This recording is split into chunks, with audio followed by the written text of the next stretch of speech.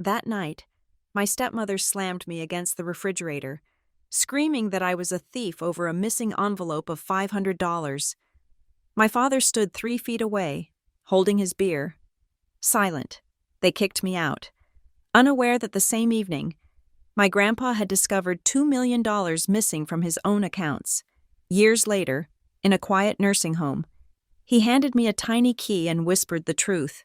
I was not the one stealing. They were. The humidity hung over Riverton, Ohio, like a wet wool blanket that refused to be kicked off. It was 10:58 at night. I checked the clock above the stove because when your life is about to implode, your brain has a funny way of latching onto the specifics of time and temperature. The kitchen smelled of the fried pork chops Karen had cooked 3 hours ago, a heavy, greasy scent that clung to the yellowing wallpaper in my hair. My name is Aubrey Kane. I was 19 years old. I spent my days scanning barcodes at the local grocery store and my nights trying to finish an associate degree at the community college, all while trying to be invisible in the house I grew up in. But invisibility was not an option tonight. Aubrey, kitchen, now. The voice did not scream. It did not have to. Karen, my stepmother, had a tone that was colder than the linoleum floor beneath my bare feet. I walked down the hallway, the television in the living room blaring a laugh track from some late-night rerun. The canned laughter felt like a personal insult. Karen was standing by the counter, her hand resting on the handle of the junk drawer we called the Family Cash Fund. It was where Dad tossed his tips from side jobs and where Karen kept the envelope for household petty cash. "Open it," she said. I stepped forward. My stomach did a slow, sickening roll. "What is wrong?" "Open it." I pulled the drawer open. It rattled on its tracks. Inside, amidst the rubber bands and loose batteries, lay the white envelope labeled Utilities. It was flat, deflated. Karen snatched it up and shook it upside down. Nothing fell out, not a dime. "There is supposed to be $500 in here," she said, her voice dangerously even. $500 for the electric bill and the car insurance. You were the last one in this kitchen before dinner. I blinked, my mind racing backward through the blur of the day. I went in there this afternoon," I stammered. "But only because you told me to. You said the truck needed gas." "I told you to take $40, Karen snapped.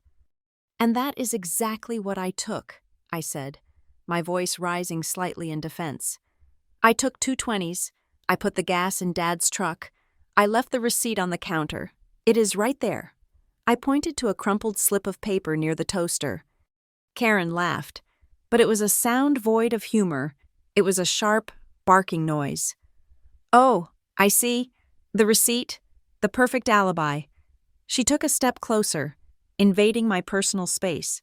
I could smell her peppermint mouthwash masking the scent of her evening wine. "You think you are smart, Aubrey?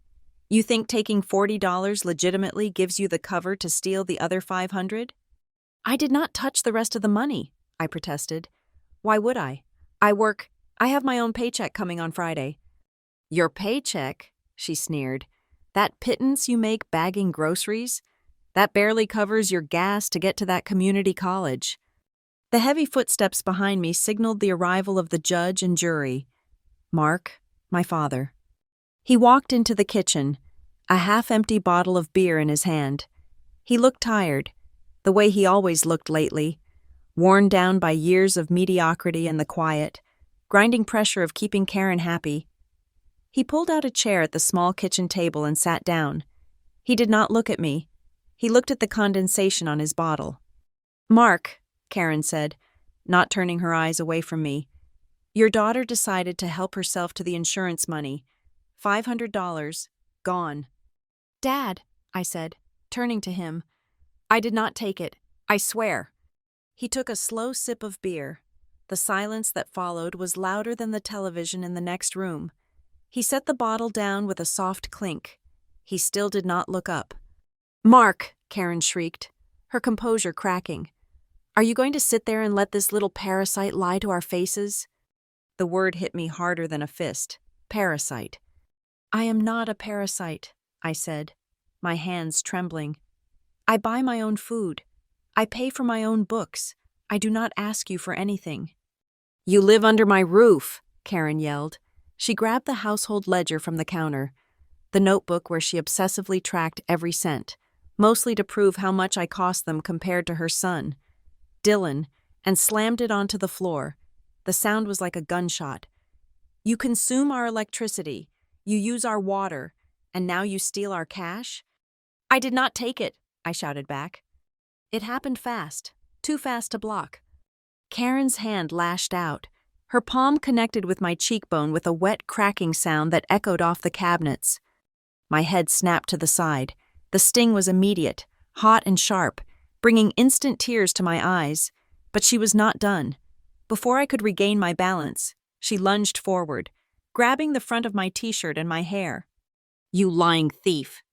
She shoved me backward. I stumbled, my feet tangling, and my back collided hard with the refrigerator. The impact knocked the wind out of me.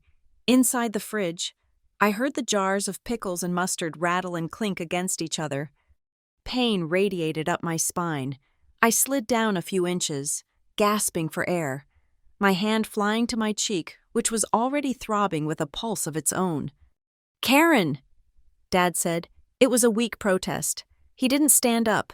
He didn't put down his beer. He just said her name like he was correcting a dog that barked too loudly. Karen was breathing heavy. Her face flushed a mottled red. She pointed a finger at me, the nail polished a perfect, chipped pink. "Do not you dare look at me like a victim. You brought this on yourself. You are a burden. Aubrey, you have been a burden since the day I walked into this house, a leech sucking us dry." Through the ringing in my ears, I heard a noise from outside. The kitchen window was open to catch the night breeze. Across the narrow street, on the porch of the blue house, Mrs. Dolores was standing. She was illuminated by the yellow bug light of her porch. She was holding her phone up. I saw the glow of the screen. She was recording. For a second, I felt a flash of shame so intense I wanted to dissolve into the linoleum. I didn't want to be saved. I wanted to disappear. I didn't want the town to see Aubrey Kane being beaten. I wanted them to think I was fine. I looked at my father. This was his moment. This was the second where he could redeem 18 years of passivity. He looked at Karen, who was straightening her blouse, and then he finally looked at me. His eyes were empty. There was no anger, no protectiveness, just exhaustion. "If you took the $500, he said, his voice devoid of emotion, "then you can afford to live somewhere else. You do not need this house." The air left the room. He wasn't asking if I took it. He had already decided it was easier to believe I was a thief than to confront his wife. "I did not take it," I whispered. My voice broke. Karen stepped back, crossing her arms. She looked triumphant. "Here are your options. Aubrey, you put that $500 back on this counter right now, or you get out, and I mean tonight. I am done harboring a criminal." "I do not have $500, I cried. "If I had $500, do you think I would be driving a car with a broken heater and skipping lunch 3 days a week?" "Then get out," Karen said. "Consider this a lesson in adulthood. You do not pay. You do not stay." I looked at Mark. "Dad?" He took another sip of beer. "You heard her, Aubrey. Make it right or make a move." Something inside me snapped.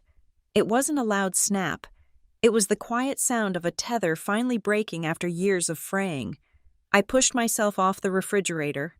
My back screamed in protest, but I stood up straight. "Fine," I said. I turned and ran up the stairs. I didn't cry. Not yet. I was running on adrenaline and a cold, hard rage. I grabbed my backpack, the worn gray one with the broken zipper. I didn't pack rationally. I grabbed what my hands touched.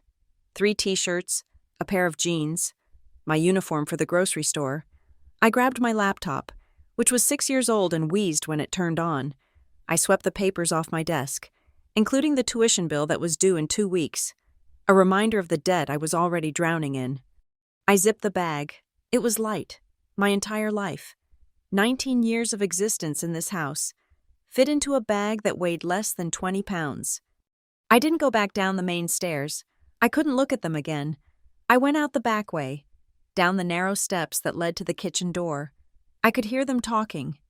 "She will be back in an hour," Karen was saying. "She has nowhere to go. When she comes back crawling, we take her key." "Yeah," Dad said. I opened the back door and stepped out into the humid night. The heat hit me again, but this time it felt different. It didn't feel like a blanket. It felt like the world was breathing down my neck. I walked down the driveway, past the garage. I paused for a second. That was where Grandpa Edgar used to park his Buick. Before the nursing home, before the bad investments, I remembered him sitting on the bumper, handing me a $20 bill, telling me to keep it secret. I touched my cheek. It was hot and tight. I could taste a metallic tang in my mouth, blood from where my tooth had cut the inside of my lip. I walked to the end of the driveway and stood under the street lamp. The bulb was buzzing, a dying electric hum that matched the ringing in my ears. I looked back at the house. The living room window was glowing warm and yellow. From the outside, it looked like a home. It looked like a place where a family lived. I gripped the strap of my backpack until my knuckles turned white. They threw me away for $500. That was the price tag they put on their daughter. $500. That was all it took to cancel out blood, to cancel out loyalty, to cancel out 19 years. I turned my back on the house. The road stretched out ahead of me, dark and leading toward the highway. I remembered Grandpa. I remembered the rumors about his money, the millions that Karen claimed had vanished into thin air because he was senile. But standing there, with the taste of blood in my mouth, I felt a sudden, chilling clarity. The money hadn't vanished. Money doesn't just evaporate, it moves. I adjusted the backpack on my shoulder. "If they think $500 is my value," I whispered to the empty street, my voice shaking with a promise that felt older than I was. "I will let them see what $2 million can really change." I started walking. The wheels of my small carry-on suitcase clicked rhythmically against the pavement, a steady metronome counting down the seconds to my new life. I headed toward the main road, toward the bus stop that was nothing more than a signpost in the ditch. This was it. This was the moment the movie cuts to black. But I wasn't cutting to black. I was just beginning to see in the dark, to understand how I ended up walking down a highway with a backpack full of cheap clothes and a bleeding lip. You have to understand the architecture of the Kane household. I do not mean the physical bricks and siding. I mean the invisible blueprint that dictated who mattered and who did not. My mother died when I was 11 years old.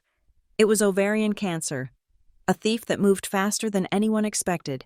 After she passed, our house in Riverton became a hollow shell. It was just me, my father Mark, and my grandfather Edgar. Grandpa Edgar was a man carved out of the Appalachian bedrock. He was a former coal miner who had gotten lucky late in life when a natural gas company found a reason to run a pipeline through a scrubby patch of land he owned 3 counties over. He received royalties. He liked to say that he was not rich, but he was certainly not poor like the neighbors. He was the anchor that kept our small boat from drifting away in the storm of grief. But grief makes people do strange things. For my father, it made him desperate for normalcy. 2 years after Mom died, he met Karen. 6 months after that, she moved in, and she brought Dylan with her. Dylan was my age, exactly 14 days older than me. He was a soft boy with hair that was always perfectly gelled and sneakers that never seemed to touch the mud. When they moved in, the dynamic of the house did not just shift, it capsized. The takeover began with the finances. I remember the Sunday afternoon it happened. I was 13. Karen sat us all down at the kitchen table, the same table where she would one day demand $500 from me, and laid out a system of envelopes and spreadsheets. She told Dad that for a family to blend successfully, we needed financial transparency. She asked for his debit card. She asked for his credit card. She asked for the login to his bank account. Mark, my father, handed them over. He looked relieved.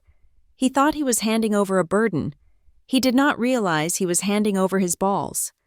From that day forward, Karen controlled the flow of every cent that entered the house. She called it the family fund, but looking back, I realized it was actually a filter. Money flowed in from Dad's job at the factory and the checks Grandpa occasionally contributed for groceries. But when it flowed out, it almost always flowed toward Dylan. I slowly became the convenient child. I was the one who knew how to run the washing machine because Karen said it was good for a girl to learn domestic skills. I was the one who mowed the lawn because Dylan had sensitive skin that reacted to grass pollen. I was the one who learned to cook hamburger helper while Dylan was driven to basketball practice, baseball practice, and debate club. The clearest symbol of my place in that house was the dining table. It was a sturdy oak table with 4 matching chairs. When it was just me, Dad, and Grandpa, we fit perfectly. But when Karen and Dylan arrived, there were 5 of us. Logic suggests we should have bought a bigger table or added a matching chair. Karen's logic was different. She kept the 4 oak chairs. She sat in one, Mark sat in one, Dylan sat in one. Grandpa Edgar, when he came over for Sunday dinner, sat in the 4th one because he was the guest of honor and the source of the pipeline money. That left me. Every Sunday, I went to the hall closet and dragged out a cold beige metal folding chair. I squeezed it into the corner between the wall and the table leg. It sat 2 inches lower than the other chairs. While they ate off the placemats, my plate usually rested half on the table and half off the edge. I was literally marginalized at my own family dinner. I was the spare part, the afterthought. If I complained, Karen would sigh and say that I was being dramatic, or that buying a new dining set was not in the budget because we had to pay for Dylan's braces. Dylan's teeth were straight. My spine was crooked from sitting on metal, but that did not make the ledger. Karen was obsessed with teaching me fiscal responsibility. That was her code word for deprivation. If I needed new jeans for school, she would make me present a written argument for why the old ones were insufficient. She made me log the price in a little black notebook she forced me to keep. You need to understand the value of $1. Aubrey, she would say, tapping her manicured nail on the table. Meanwhile, Dylan would walk in asking for $100 for a new pair of limited edition basketball shoes, and Karen would hand him the cash from the jar without even looking up from her magazine. When I pointed this out, once, and only once, she told me that Dylan was an investment. He was going to get a scholarship. He was building a future. I was just maintaining an existence. Grandpa Edgar saw it. He did not say much because he was from a generation that did not interfere in how a man ran his house, even if that man was being run by his wife. But he had his ways. Sometimes, when I walked him to his car after Sunday dinner, he would press a folded piece of paper into my palm. It was always a $20 bill. "Keep this for yourself," he would whisper, his voice rough like gravel. "Do not put it in that notebook of hers. Not everything you earn has to be laid out on the table for inspection." I hoarded those $20 bills. I hid them inside the battery compartment of an old radio in my room. They were not just money, they were proof that someone saw me. But as I turned 16, the atmosphere in the house grew darker. The pipeline money, the thing that Karen respected most about Grandpa, became the subject of hushed, intense conversations in the master bedroom. I was passing by their door late one night, holding a basket of Dylan's laundry that I had just folded, when I heard Karen's voice. "The old man is losing it. Mark," she hissed. "I saw the mail on his counter. Overdue notices. He is letting those financial consultants rob him blind. If we do not step in, that pipeline money is going to be zero by the time he kicks the bucket." "He says he has it handled," Dad mumbled. "He is 80 years old," Karen snapped. "He does not know what he has. He is going to leave us with nothing but funeral costs. You need to get him to sign that power of attorney. We need to protect the assets." From that week on, the narrative changed. At the dinner table, Karen would speak loudly and slowly to Grandpa, as if he were deaf or stupid. She started telling the neighbors that Edgar Kane made some terrible investments in the 90s, and that the family was just trying to keep him afloat. "Do not expect any inheritance," she told me one day while I was scrubbing the oven. "Your grandfather squandered it all. We will be lucky if the house is not foreclosed on when he dies." I believed her. Why would I not? She was the one with the spreadsheets. She was the one who balanced the checkbooks. But there was one afternoon that cracked the facade. though I did not understand what I was seeing at the time. I was 17. I had ridden my bike over to Grandpa's small house to drop off a casserole. The front door was unlocked. I walked in, calling his name, but the house was silent. He must have been in the garden. On his kitchen table, usually cluttered with newspapers and coffee mugs, there was a stack of documents. A large manila envelope had fallen open. A thick bank statement had slid halfway out. I was a curious kid, and thanks to Karen's obsession with my spending, I knew how to read a balance sheet. I walked over and looked down. It was a summary of accounts for something called the Kane Trust. My eyes scanned past the transaction codes to the bottom line, the ending balance. The number was long. It had 2 commas. My breath hitched.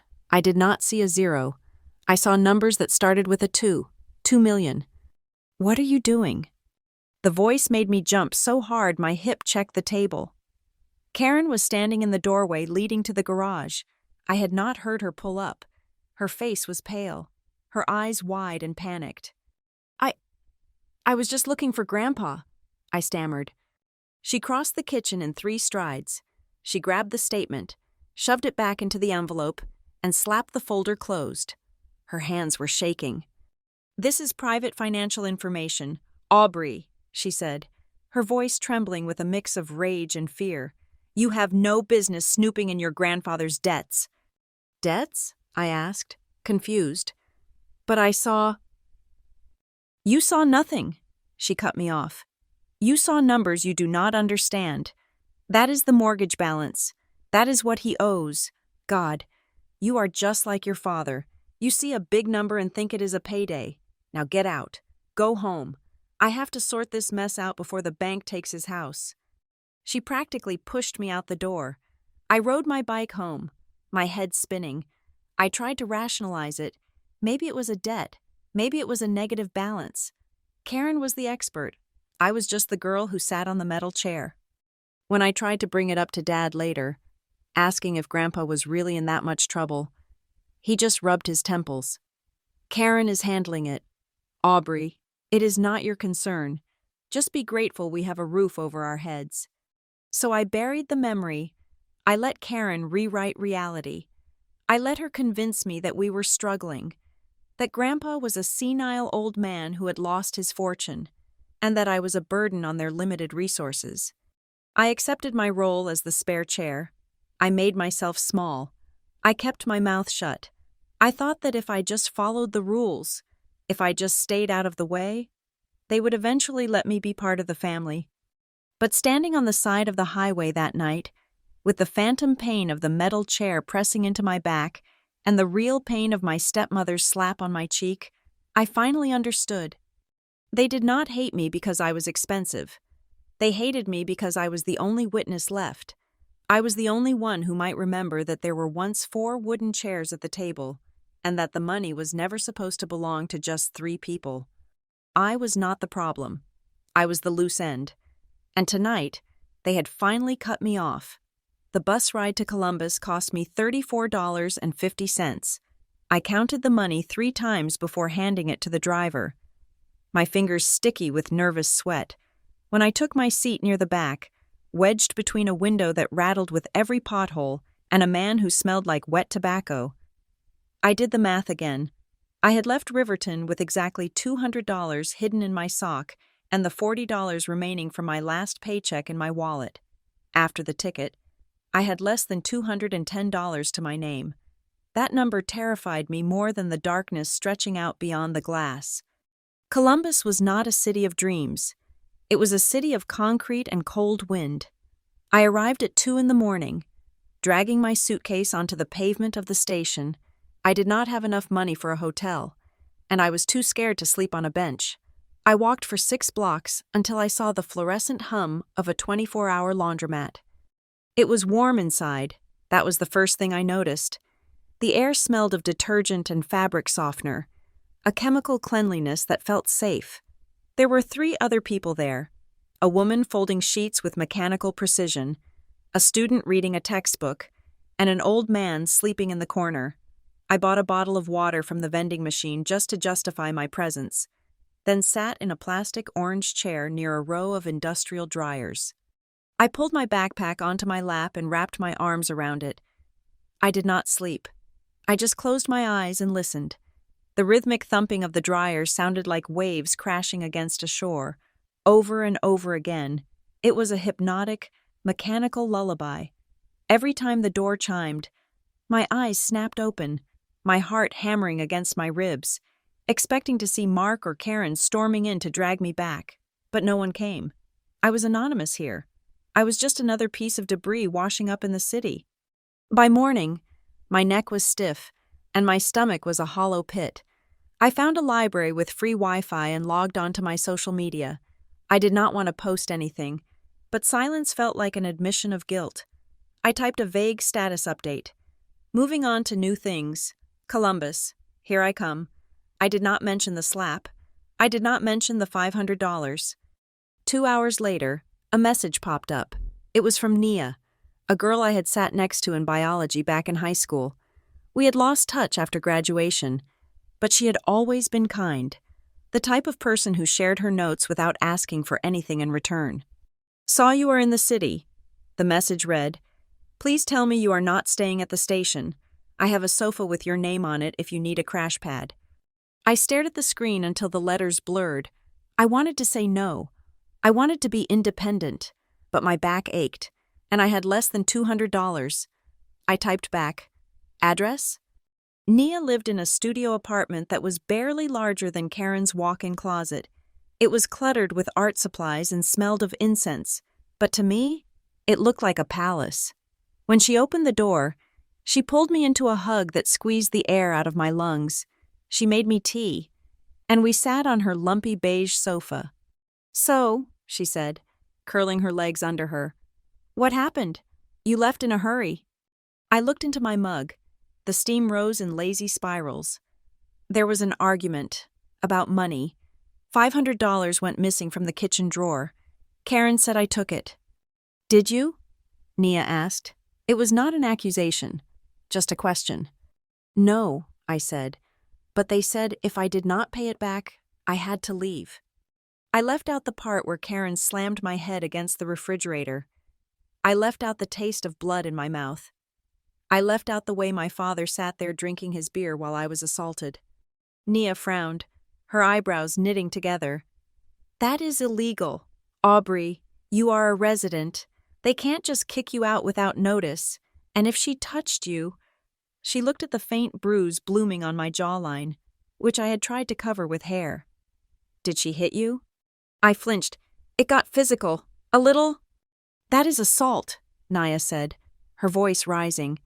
"You should go to the police, or social services. You can sue them." I shook my head violently. "No, no police." "Why not? They hurt you." "Because nobody would believe me," I said, the words tasting like ash. Karen is the respectable stepmother who runs the charity drives. My dad is the hard-working blue-collar guy. I am the college dropout who ran away. If I go to the police, Karen will tell everyone I stole the money and made up the abuse to cover my tracks. I will be the ungrateful daughter who ruined the family reputation. Riverton is small. Nia, once they label you, it sticks forever. Nia looked at me with a mixture of pity and frustration, but she did not push. "Okay, no police, but you are staying here until you get on your feet. I am not taking no for an answer." I stayed, but I refused to be a charity case. I refused to be the parasite Karen said I was. The next day, I hit the pavement. I applied for every job that had a help wanted sign in the window. I did not care what it was. I needed cash flow. I landed a night shift stocking shelves at a discount supermarket called Save a Lot. It was brutal, mindless work, from 10 at night until 6 in the morning. I moved pallets of canned beans and boxes of cereal. My world became a series of barcodes and expiration dates. My hands, once soft from years of secretarial housework for Karen, grew rough and calloused. My fingernails broke. My lower back developed a permanent, dull ache that throbbed in time with my heartbeat. On weekends, I picked up shifts at a busy coffee shop downtown. The smell of roasted beans, which used to be comforting, became the smell of stress. I learned to froth milk until my wrist cramped. I learned to smile at customers who treated me like a vending machine. I burned my fingers on hot water spouts and slipped on wet floors. At the end of the first month, I sat on Nia's floor with my first earnings. I counted the cash. It was not a fortune. After buying my own groceries, paying for a bus pass, and giving Nia $300 for my share of the rent, even though she tried to refuse it, I had $112 left. $112? I opened my old laptop. The fan whirred loudly, sounding like it was gasping for breath. I opened a blank Excel spreadsheet. It was a habit Karen had drilled into me, a scar disguised as a skill. Track every penny. Aubrey. I started typing. Income. Save a lot. Income. Coffee shop. Expense. Rent. Expense. Bus. Expense. Ramen. I looked at the columns. Most people would see a depressing list of survival, but as I stared at the grid, something shifted in my brain. I did not see poverty. I saw data. I saw a pattern. The numbers were cold. They were unemotional. They did not care if I was sad or tired. They just were. And because they were static, they could be manipulated. If I cut my food budget by 10%, I could increase my savings column. If I picked up 2 extra shifts, the income bar would rise. I started seeing everything as a spreadsheet. The bus schedule was a logistics matrix. The grocery store inventory was a supply chain efficiency problem. The coffee shop tips were variable revenue streams. I began looking for more work, but not physical labor. My back could not take another crate of beans. I went on freelance websites. I found small listings for data entry. Need someone to organize receipts for small bakery. Looking for help reconciling Etsy shop sales. Data cleanup for mailing list. I applied for them all. The pay was garbage. $5 here, $10 there. But I was fast. I could type without looking at the keys. I could spot a duplicate entry from a mile away. I started working during the lulls at the laundromat, or late at night when I couldn't sleep on Nia's sofa.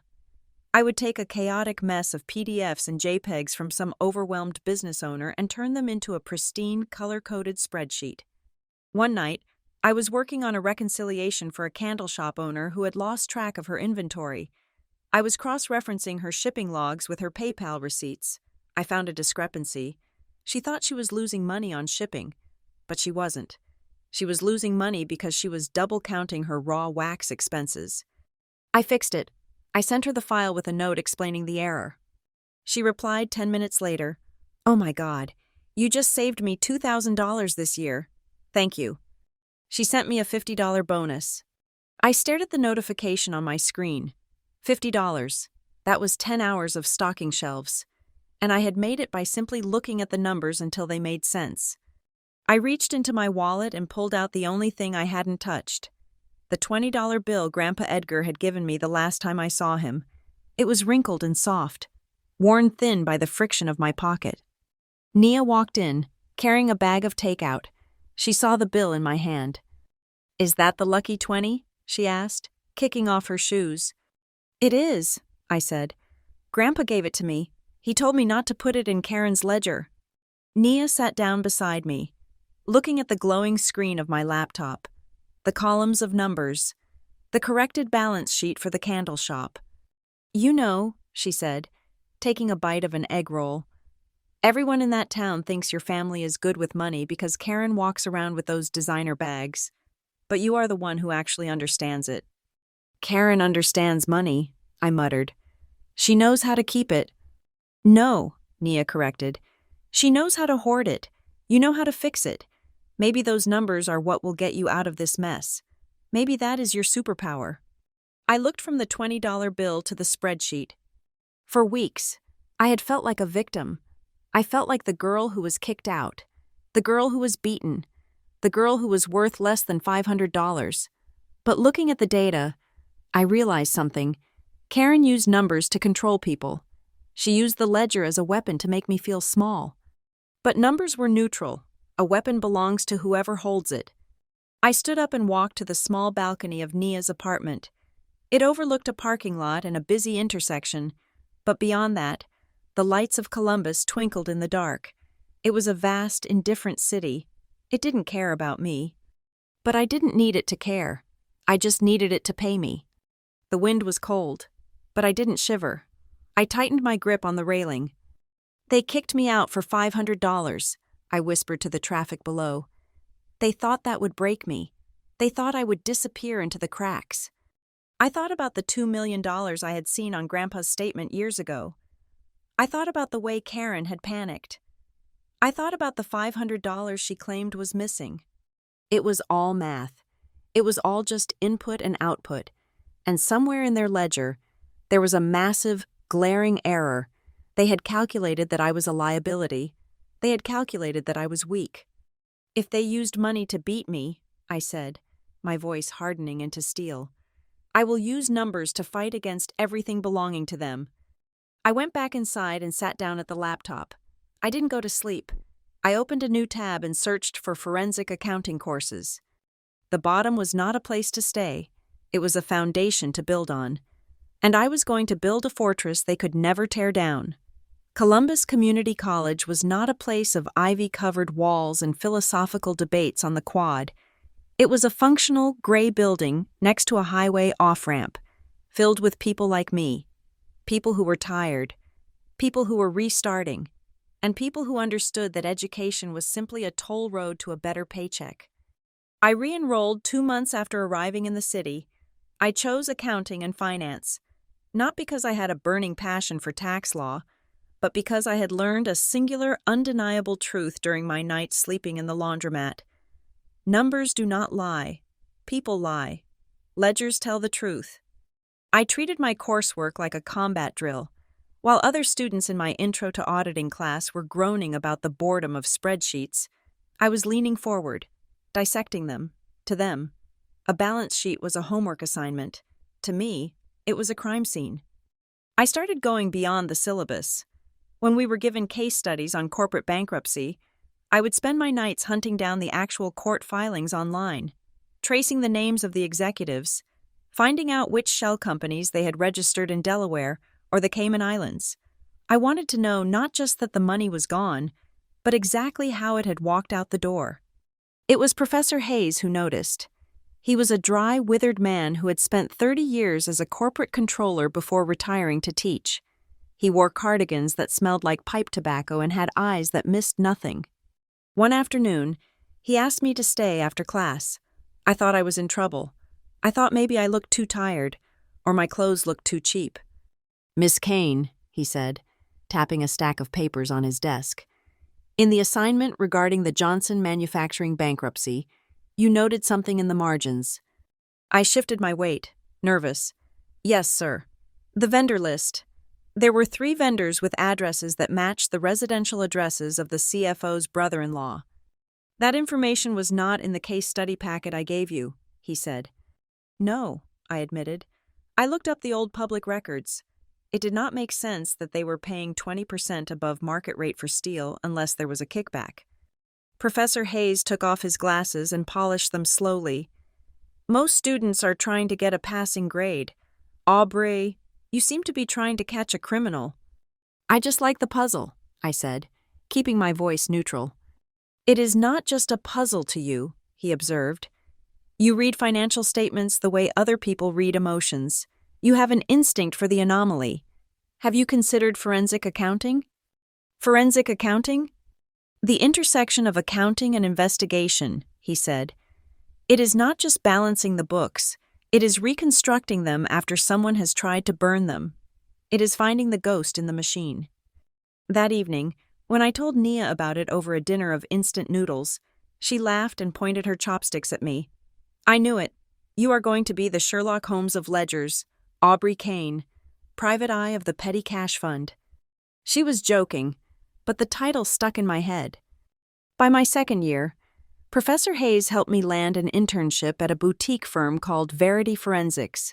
It was a small operation on the 3rd floor of a brick building downtown, run by former FBI agents and burned-out corporate auditors. The carpet was threadbare, and the coffee was sludge, but the work was electric. Verity handled the unglamorous side of fraud. We did not chase billionaires. We chased dental office managers who were skimming copays. We chased construction foremen who were padding their supply orders. My first week, a senior partner named David sat me down in front of a flowchart. It was a visualization of a money laundering scheme from a mid-sized logistics company. "Follow the lines, Aubrey," he said. "Tell me what you see." I traced the arrows. Money came in from legitimate contracts. Then it split. 60% went to operations. 40% went to a vendor called Apex Consulting. From Apex, it moved to 3 different bank accounts. From there, it was withdrawn in cash or used to buy assets like cars and jewelry. I felt a physical chill run down my spine. It wasn't because the scheme was complex. It was because it felt familiar. I was back in my grandfather's kitchen, watching Karen hurriedly shove papers into a folder. I was remembering the hushed conversations about bad investments and consulting fees. "It is a bleed," I whispered. "They are not taking a chunk. They are siphoning it. Slow enough that nobody notices the daily drop, but fast enough to drain the tank." "Exactly," David said. "The pattern is always the same. It starts with opportunity. Then comes the rationalization. I deserve this. I am underpaid. Nobody will miss it." I threw myself into the work. I became obsessed with the minutiae. While the other interns wanted to work on the big presentations, I volunteered for the grunt work of reconciliation. I spent hundreds of hours scrolling through thousands of lines of credit card statements. I learned the anatomy of theft. I learned that people who steal almost always start small. They test the fence, a $20 personal lunch charged to the company card, a tank of gas. If nobody says anything, the fence moves. Next month, it is a $200 dinner, then a laptop, then a fake invoice for $5,000. I became the best in the team at spotting these microfractures. "You are scary." An older colleague named Margaret told me one day. She was 50, with graying hair and a cynicism I admired. We were looking at the travel expenses of a regional sales director. "You found the fact that he was buying double seats on flights but only using one, then refunding the second ticket to his personal card. Who even looks for that?" "He was arrogant," I said, circling the line item. "He thought nobody was watching the credits, only the debits. You look at a bank statement like it is a list of numbers. Margaret, I look at it like a diary. This guy? He is sloppy because he thinks he is untouchable." "Like a diary," she mused. "That is poetry. Kane, dark poetry, but poetry." I graduated with honors, but I didn't walk at the ceremony. I didn't have anyone to wave to in the stands. Nia offered to come and scream my name, but I told her I had to work. It was easier that way. By the time I was 25, I was a senior analyst. I had outgrown Verity Forensics. I needed a bigger pond. I applied to Northline Analytics, a major firm based in Austin, Texas. They were the heavy hitters. They handled forensic audits for Fortune 500 companies and high-net-worth family trusts. When I got the offer letter, I stared at the salary. It was more money in a year than my father had made in 5. I packed up my life in Columbus. It didn't fit in a backpack anymore. It filled a U-Haul. Austin was different. The heat was dry and aggressive. Not like the suffocating humidity of the Ohio River Valley. The skyline was sharp glass and steel, reflecting a sun that felt like a spotlight. I rented a 1-bedroom apartment in a complex with a pool I never used. It was clean. It had white walls and modern furniture. I bought a car, a used Honda Civic, 3 years old, reliable. I paid for it with a cashier's check. When the dealer handed me the keys, I held them for a long moment. They were mine. Nobody could take them away because I owed them something. I opened a high-yield savings account. I set up an automatic transfer. Every paycheck, 30% went straight into the vault. The first time the balance crossed $10,000, I sat in my car in the parking lot of my apartment complex and just breathed. $10,000. It was a safety net. It was a wall. It was a go-to-hell fund. But as I sat there, staring at the mobile banking app on my phone, my mind drifted back to Riverton. I thought about the $500. $500 was nothing to me now. I billed more than that for 3 hours of my time. I could withdraw $500 right now, burn it in the parking lot, and still pay my rent. But the number still haunted me. It wasn't the value of the currency, it was the accusation. It was the memory of my head hitting the refrigerator. It was the fact that my entire worth as a human being, as a daughter, had been appraised at $500 and found wanting. The money in my account grew, but the hole in my chest didn't shrink. It just got covered over with layers of scar tissue and expensive suits. Work became my therapy and my revenge. At Northline, I gained a reputation. I was the woman you called when the numbers didn't add up, but you couldn't figure out why. I was the specialist in insider threats. One Tuesday morning, we were having a mandatory training session in the main conference room. The blinds were drawn against the Texas sun. The presenter, a slick guy from the Association of Certified Fraud Examiners, was clicking through a PowerPoint on the psychology of familial fraud. I sat in the back, spinning a pen between my fingers, half listening. "The hardest fraud to detect," the presenter said, his voice amplified by the room's acoustics, "is not the hacker in a basement in Eastern Europe. It is the person sitting at the dinner table." I stopped spinning the pen. "We call it the trusted person doctrine," he continued. "Family members are rarely vetted. You do not run a background check on your brother. You do not audit your mother. You trust them. And because you trust them, you give them access. Keys, passwords, power of attorney." He clicked to the next slide. It was a stock photo of an elderly person signing a document while a younger relative smiled over their shoulder. "Statistically," the presenter said, "the perpetrator of elder financial abuse is the person the victim relies on for daily care. It is a crime of opportunity born from dependency. And the most dangerous tool in their arsenal is not a gun or a knife, it is isolation. They control the mail. They control the phone calls. They control the narrative."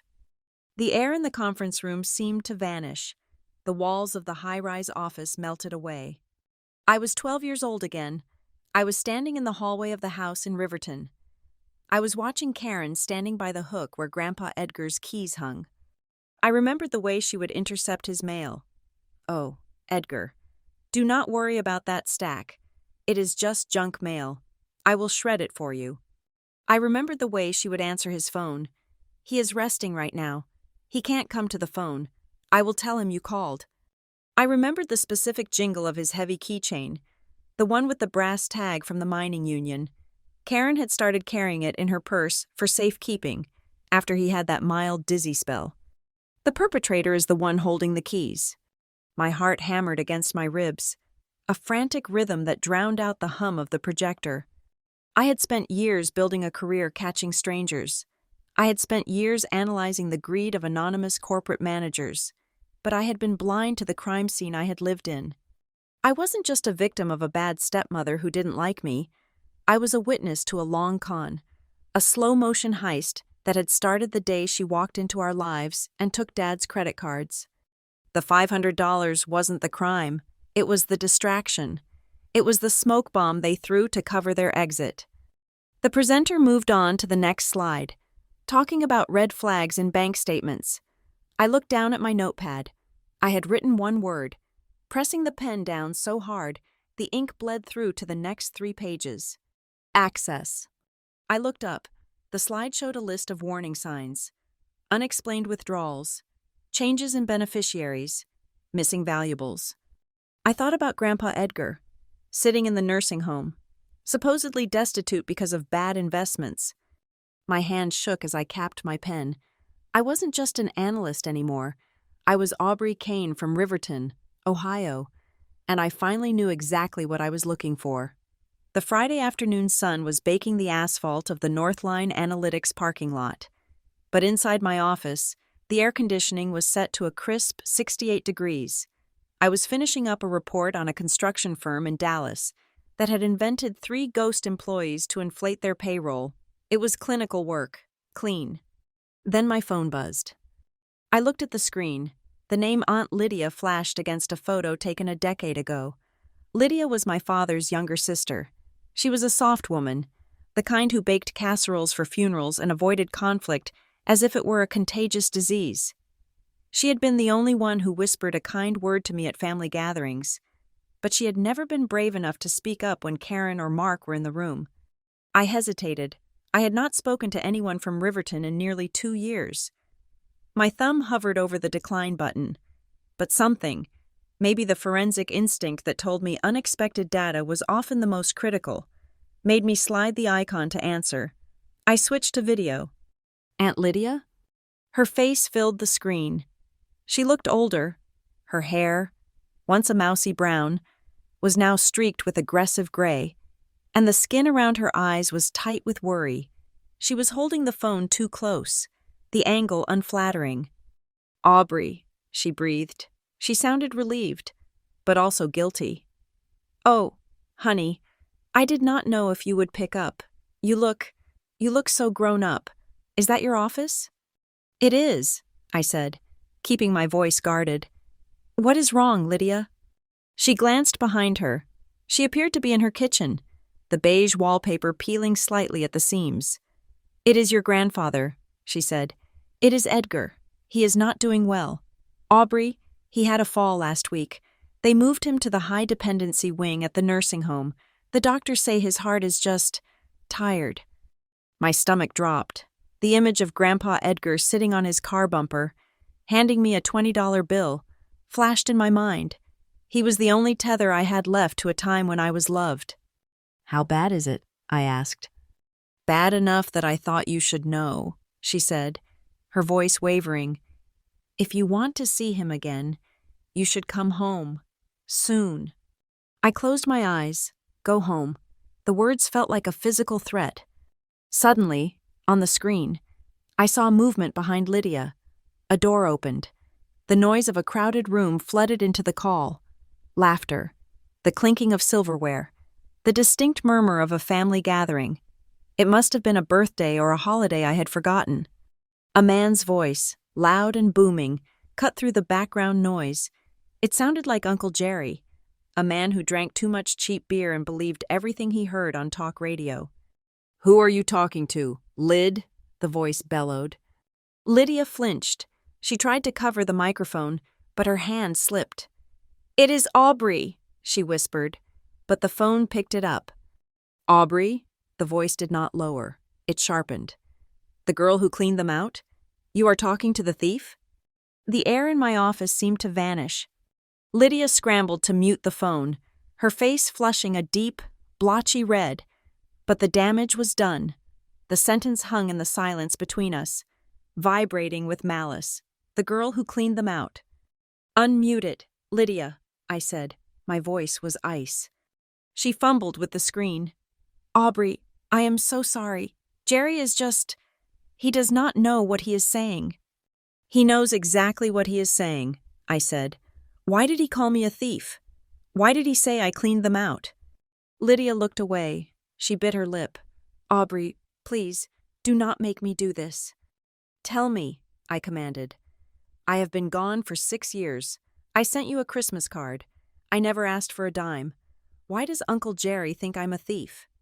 Lydia sighed, a long, shuddering exhale that seemed to deflate her entire frame. "Because that is what Karen tells everyone." I felt a cold prickle at the base of my neck. "What does she tell them?" "Everything," Lydia said, her voice barely a whisper. "Every Thanksgiving, every Christmas, every time the family gets together at their house, Karen cries. Aubrey, she sits at the head of the table and cries about how hard they have it. She says you stole thousands before you ran away. She says you hacked your father's accounts. She says the reason they cannot afford better care for Edgar is because you drained the family emergency fund dry." My grip on the phone tightened until my knuckles turned white. "And you believe her?" "She has proof," Lydia said helplessly. "She brings out these notebooks. She shows us the receipts. She has stacks of papers. Aubrey, she says they are still paying off the debts you left behind. She says that is why Mark looks so old. She says you broke his heart and his bank account." I stared at the screen, stunned. It was not just a lie. It was a production. Karen had not just kicked me out. She had built a legend around my absence. She had turned me into the villain of the Kane family saga to explain away where the money was going. "Let me get this straight," I said. my voice trembling with suppressed rage. She says I stole everything, so the family is broke? Well, Lydia hesitated. That is what she says. Then explain something to me. Lydia, I said, if they are so broke because of me, why did I see a picture on Facebook of Dylan driving a brand new Ford Raptor? That is a $60,000 truck. Lydia blinked. Well, Karen says Dylan earned that. He is doing so well. You know, he is a consultant now. And the house? I pressed. I saw on Zillow that they added a sunroom and a new deck last year. How did they pay for that if I stole all the money? I do not know, Lydia said, looking miserable. Karen says she manages the money very carefully. She is a wizard with the budget. She says they sacrifice everything for the family. And Grandpa? I asked.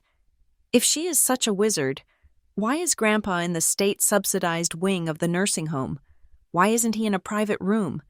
He had $2 million in pipeline royalties. Lydia, where is that? Lydia's eyes widened. $2 million? Oh, honey, no. Karen told us all about that. The bad investments. Edgar lost it all years ago. That is why Mark and Karen have to support him. That is why it is such a burden on them. I felt a laugh bubbling up in my throat, but it was a dark, jagged thing. It was the laugh of a forensic accountant who had just found the smoking gun. The bad investments, I repeated. Yes, Lydia said. It is tragic. Mark is a saint for taking care of him after he lost everything. Mark is not a saint, I said, and Karen is not a victim. Aubrey, please, Lydia begged. Do not start a fight. Just, if you want to see him, come home. He asks for you. He forgets things. His mind comes and goes. But he remembers you. He keeps asking if you found the bus stop. I froze. The bus stop. I will come, I said. But Lydia, do not tell them I am coming. Do not tell Karen. Do not tell Mark. I want to see Grandpa alone. Okay, she whispered. Just hurry. The screen went black. I sat in my office for a long time. The silence was heavy, pressing against my eardrums. They had not just stolen Grandpa's money, they had stolen my name. They had used my reputation as the scapegoat for their embezzlement. Every dollar they spent on Dylan's truck. Every dollar they spent on their renovations. Every dollar they siphoned out of Grandpa's accounts. They covered it by pointing a finger at the girl who wasn't there to defend herself. It was brilliant. It was evil. And it was exactly the kind of fraud I investigated every single day. I turned to my computer. My dual monitors were glowing with the case files for my current projects. I had just cleared my desk of the Dallas case. I was open for a new assignment. I opened the internal project database for Northline Analytics. I filtered by region, Midwest, Ohio. A list populated. Most were in Cleveland or Cincinnati, but one caught my eye. Project ID 4920. Client, State Attorney General's mein Fils. Charitable Trust Section. Subject, Compliance Audit and Fraud Investigation. I clicked on the details. Entity, various regional nonprofits receiving state grants for elderly care. I scrolled down the list of target entities, and there it was. Edgar Kane Hope Fund, location, Riverton, Ohio. I stopped breathing. The Edgar Kane Hope Fund. Karen had named a charity after the man she was robbing. It was audacious. It was psychopathic. And it was currently under review for a standard compliance audit regarding a state grant they had applied for. I looked at the lead partner assigned to the case. It was Michael, a senior director who sat 2 offices down. He was currently swamped with a massive corporate merger in Houston. I picked up my desk phone and dialed his extension. Michael, I said when he answered. It is Aubrey. I see you are holding the Ohio charity audit file. Yeah, he sighed. It is a headache. Small potatoes. But the state is being aggressive this year. I need to send someone out there next week for field verification. But I am drowning in this Houston data room. I will take it, I said. You? Michael sounded surprised. Aubrey, you are senior level now. You do not need to go do field audits in the middle of nowhere, Ohio. This is grunt work. I have family near there, I lied smoothly. My grandfather is sick. I need to go visit him anyway. If I take this case, I can kill two birds with one stone. Save the firm on travel expenses since I will be staying locally. Are you sure? Positive, I said. I can handle a little charity audit in my sleep. Put me on the file. Done, Michael said. Thanks, Aubrey. You are a lifesaver. I hung up the phone. I wasn't a lifesaver. I was an executioner. I opened the file for the Edgar Kane Hope Fund. I saw the names of the board of directors. President, Karen Kane. Treasurer, Mark Kane. Director of Outreach, Dylan Kane. They were all there. The whole family tree, planted right on top of a pile of money that wasn't theirs. I minimized the window and opened Google Maps. I typed in Riverton, Ohio. The map zoomed in. I saw the winding line of the river. I saw the grid of streets where I had learned to ride a bike. I saw the nursing home on the edge of town. And I saw the street where my father's house stood, the house with the new sunroom and the new deck. My cursor hovered over the town. For 10 years, they had told a story about me. They had written a narrative where I was the greedy monster and they were the suffering saints. They had used my silence as a canvas to paint their lies. But they had made one critical mistake. They thought the 19-year-old girl who left with a backpack was the same person coming back. They didn't know that the girl who left was a victim, but the woman returning was a senior forensic analyst with a badge, a subpoena power, and a heart made of cold, hard ledgers. If they constructed a whole story about me, I whispered to the empty office, it is time I constructed a real map of their money. I clicked print. The printer in the corner whirred to life, spitting out the travel authorization. I was going home, and I was bringing the audit with me. The rental car was a silver sedan that smelled of synthetic lemon air freshener and other people's choices. I tightened my grip on the steering wheel as the interstate exit for Riverton appeared on the horizon. It had been nearly 10 years since I walked down that breakdown lane with a backpack and a bleeding lip. 10 years is a long time in a human life, but in a small town, it is barely a blink. I turned off the highway. The asphalt shifted from the smooth, federal-funded blacktop to the cracked gray surface of County Road 9. The scenery was a mixture of nostalgia and nausea. I passed the old gas station where I used to buy slushies, now branded with a corporate logo. I passed the high school football field, the grass dead and yellow in the late autumn chill. It all looked smaller than I remembered. That is the trick of growing up. The monsters and the mountains of your childhood shrink into manageable, mundane obstacles. I wasn't Aubrey Kane today. My business cards, tucked into the breast pocket of my tailored charcoal blazer, read Aubrey Gray. I had legally dropped the name Kane 3 years ago, taking my mother's maiden name. It was a shield. It was a way to sever the limb that had been rotting since the night Karen threw me out. I told myself I was just here for the job, the audit, but the car seemed to have a memory of its own because I did not drive straight to the hotel. I turned left onto Elm Street. My heart rate spiked. I watched the numbers on the mailboxes tick down. 50, 48, 46, and then 44. I slowed the car to a crawl. The house I grew up in was gone. In its place stood a monument to suburban vanity. The peeling white siding I used to scrub every spring was covered in pristine, sage-green vinyl. The rotting wooden porch steps had been replaced by a sprawling deck made of composite lumber that probably cost more than my first year of college tuition. There were new windows, new landscaping, a stone retaining wall that looked like it belonged in a magazine. And there, parked in the driveway like a conquering beast, was a midnight black Ford Raptor. It was lifted, polished, and aggressively expensive. It was the kind of truck a man buys when he needs to prove he is the king of his own little hill. Dylan's truck. I stared at it. The last time I saw this driveway, I was walking past Grandpa Edgar's rusting Buick, wondering where I would sleep. Now, Dylan was parking $60,000 worth of metal on the same spot. A woman was walking her dog on the sidewalk. Mrs. Gable, the town gossip. I rolled my window down an inch, just enough to hear the ambient noise of the street. She stopped to talk to another neighbor right in front of the Kane house. They certainly keep the place up, the neighbor said, nodding at the manicured lawn. Oh, Karen has an eye for it, Mrs. Gable chirped. Mark and her have done so well with that charity. Bless their hearts. It is a shame about poor Edgar, though. Still in the county home? Yes. Mrs. Gable lowered her voice, a theatrical whisper that carried on the wind. Squandered every dime, they say. Just threw it away on bad stocks. Thank heavens Mark and Karen were there to pick up the pieces. I do not know how they afford to help him, even with the business doing so well. I rolled the window up, the glass sealed the sound out, but the anger was already inside the car with me. Squandered every dime.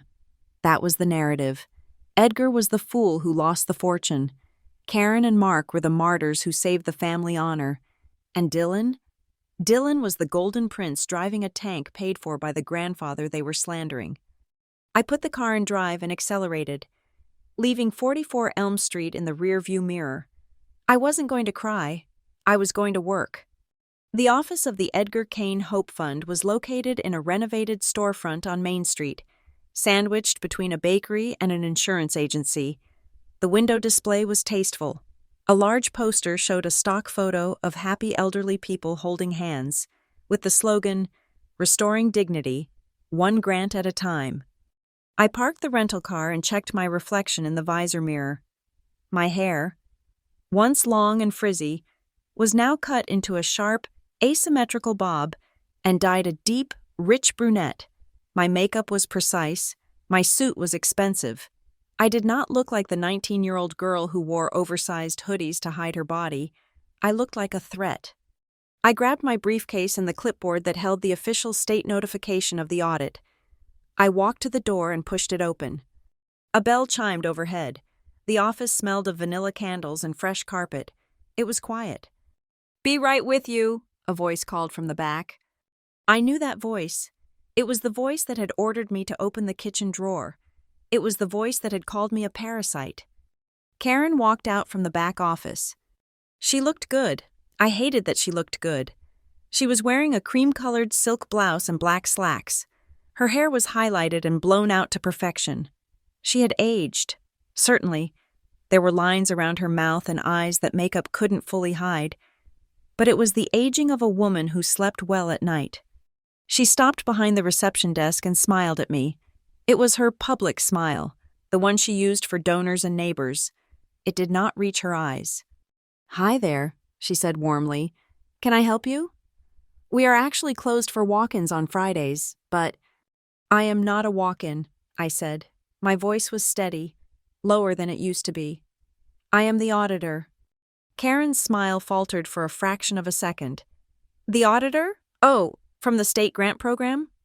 "From Northline Analytics," I corrected, stepping forward.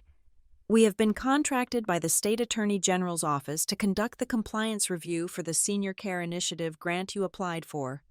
I reached into my pocket and pulled out my business card. I slid it across the polished mahogany of the reception desk. Karen picked it up. She looked at the logo first. Then her eyes dropped to the name. Aubrey Gray. She froze.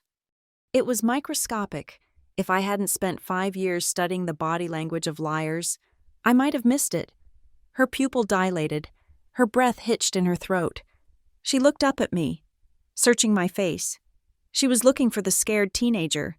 She was looking for the bruise on the cheek. But she didn't see them. She saw a stranger with cold eyes. "Aubrey," she said, testing the name. It sounded like she was tasting spoiled milk.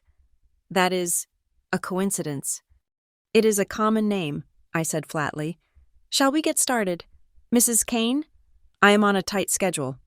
She blinked, the mask slamming back into place. She decided to ignore the intuition screaming in the back of her head. After all, the Aubrey she knew was a failure. The Aubrey she knew was a thief. The Aubrey she knew was probably waiting tables in a diner somewhere, not wearing an Armani suit and representing the state government. "Of course," Karen said, her laugh sounding brittle. "Sorry, you reminded me of someone I used to know, a long time ago. Please, come back." She led me into her office. It was spacious. decorated with inspirational quotes about charity and giving, but my eyes went straight to the framed photo on the wall behind her desk.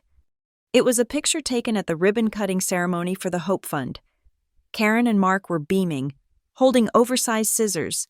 Standing between them was Grandpa Edgar. He looked small. He looked diminished. He was sitting in a wheelchair, his head listing slightly to the side, a confused, forced smile on his face. He looked like a prop. "Please, sit," Karen said, gesturing to a leather chair. "We are an open book here, Ms. Gray. We take our stewardship very seriously. My father-in-law, Edgar, he is the inspiration for all this. He lost his own fortune due to unfortunate circumstances. We just want to make sure other seniors do not suffer the same fate." I opened my laptop. I did not trust myself to speak about Edgar. Let us look at the general ledger for the last fiscal year. Specifically, the capital expenditure column.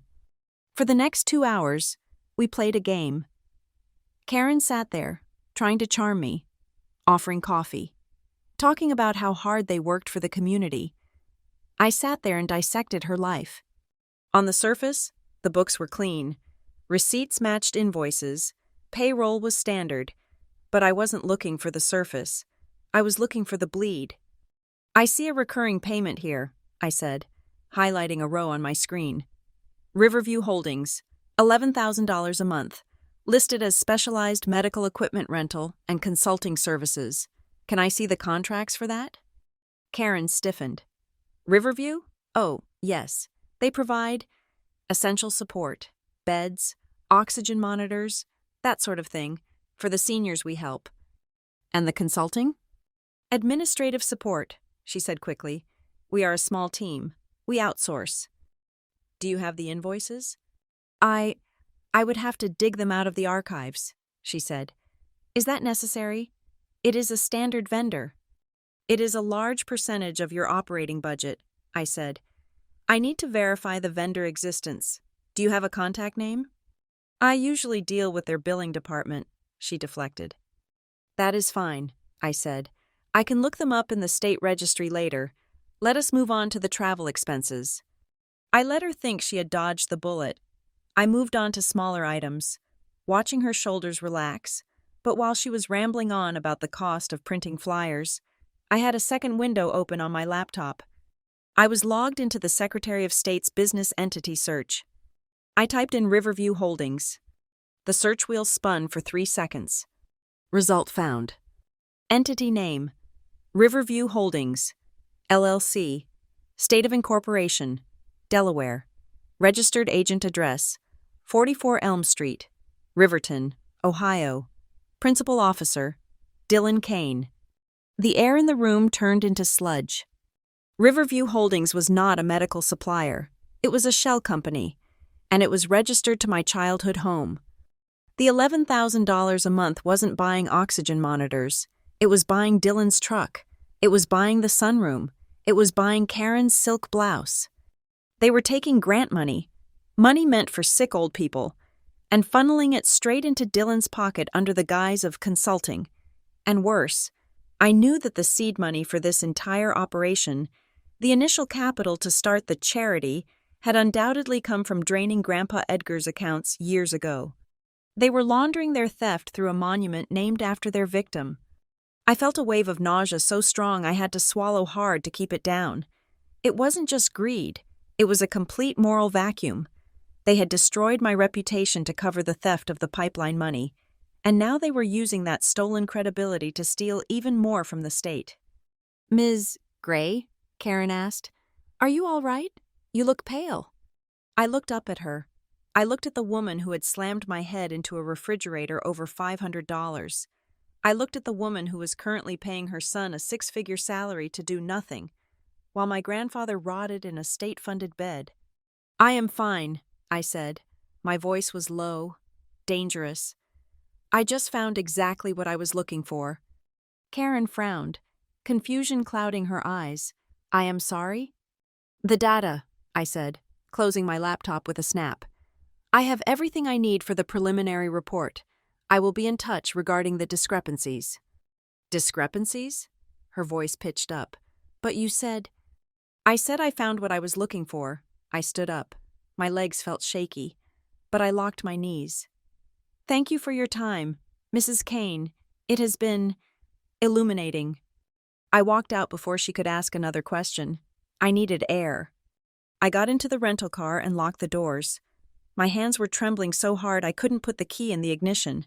I gripped the steering wheel and took 3 deep breaths. In, out, in, out. I had the smoking gun. Riverview Holdings was the key, but I wasn't done. The audit was the weapon, but I needed to see the casualty. I started the car. I did not turn back toward the hotel. I turned toward the edge of town, toward the low brick buildings surrounded by oaks that were losing their leaves. The Riverton Nursing and Rehabilitation Center. I drove with a singular focus. The anger was gone, replaced by a cold, sharp sorrow. I needed to see him. I needed to see the man whose money had bought the town's admiration for the people who stole it. I pulled into the visitor lot. The sun was setting, casting long, jagged shadows across the pavement. I checked my makeup in the mirror again, ensuring the mask was tight. Hang on, Grandpa, I whispered to the empty car. The backup is finally here. I opened the door and stepped out into the twilight. The hallway of the Riverton Nursing and Rehabilitation Center smelled of lemon antiseptic and boiled vegetables, a scent that tried to mask the underlying odor of decay.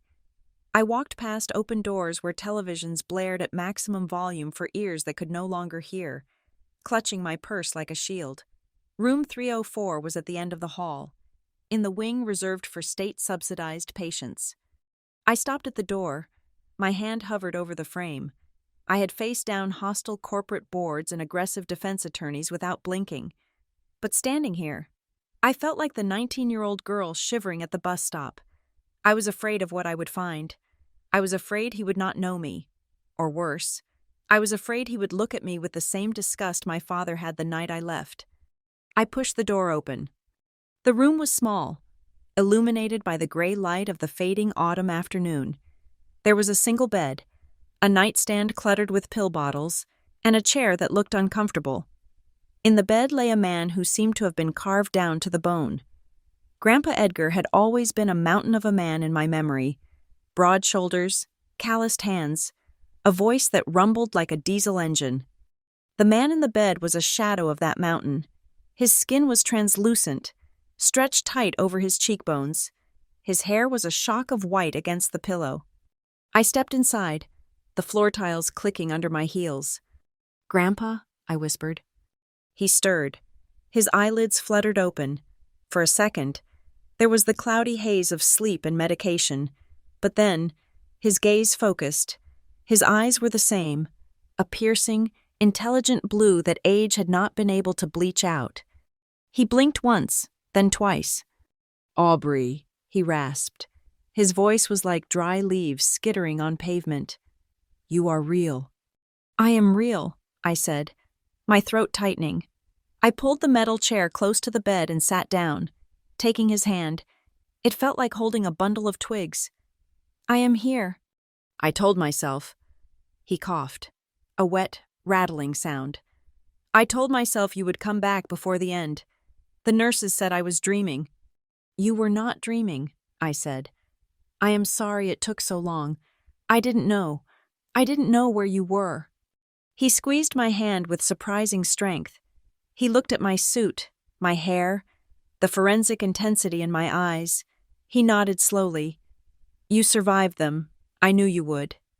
Then, his expression hardened.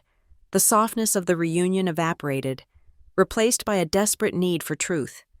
"Tell me," he commanded, his voice gaining a fraction more power. "What do they say about you? What is the story in the town?" I looked down at our joined hands. I did not want to hurt him with the ugliness of it, but I owed him the truth. "They say I am a thief," I said quietly. "Karen tells everyone that I stole thousands of dollars from the family before I ran away. She says I am the reason Dad is in debt. She says I am the reason they could not afford a private room for you. They have turned me into a villain, Grandpa." Edgar closed his eyes. A look of profound pain crossed his face, not for himself, but for me. He let out a long, shuddering breath. "I knew it," he whispered. "They needed a monster." He opened his eyes again, and they were burning with a cold, lucid anger.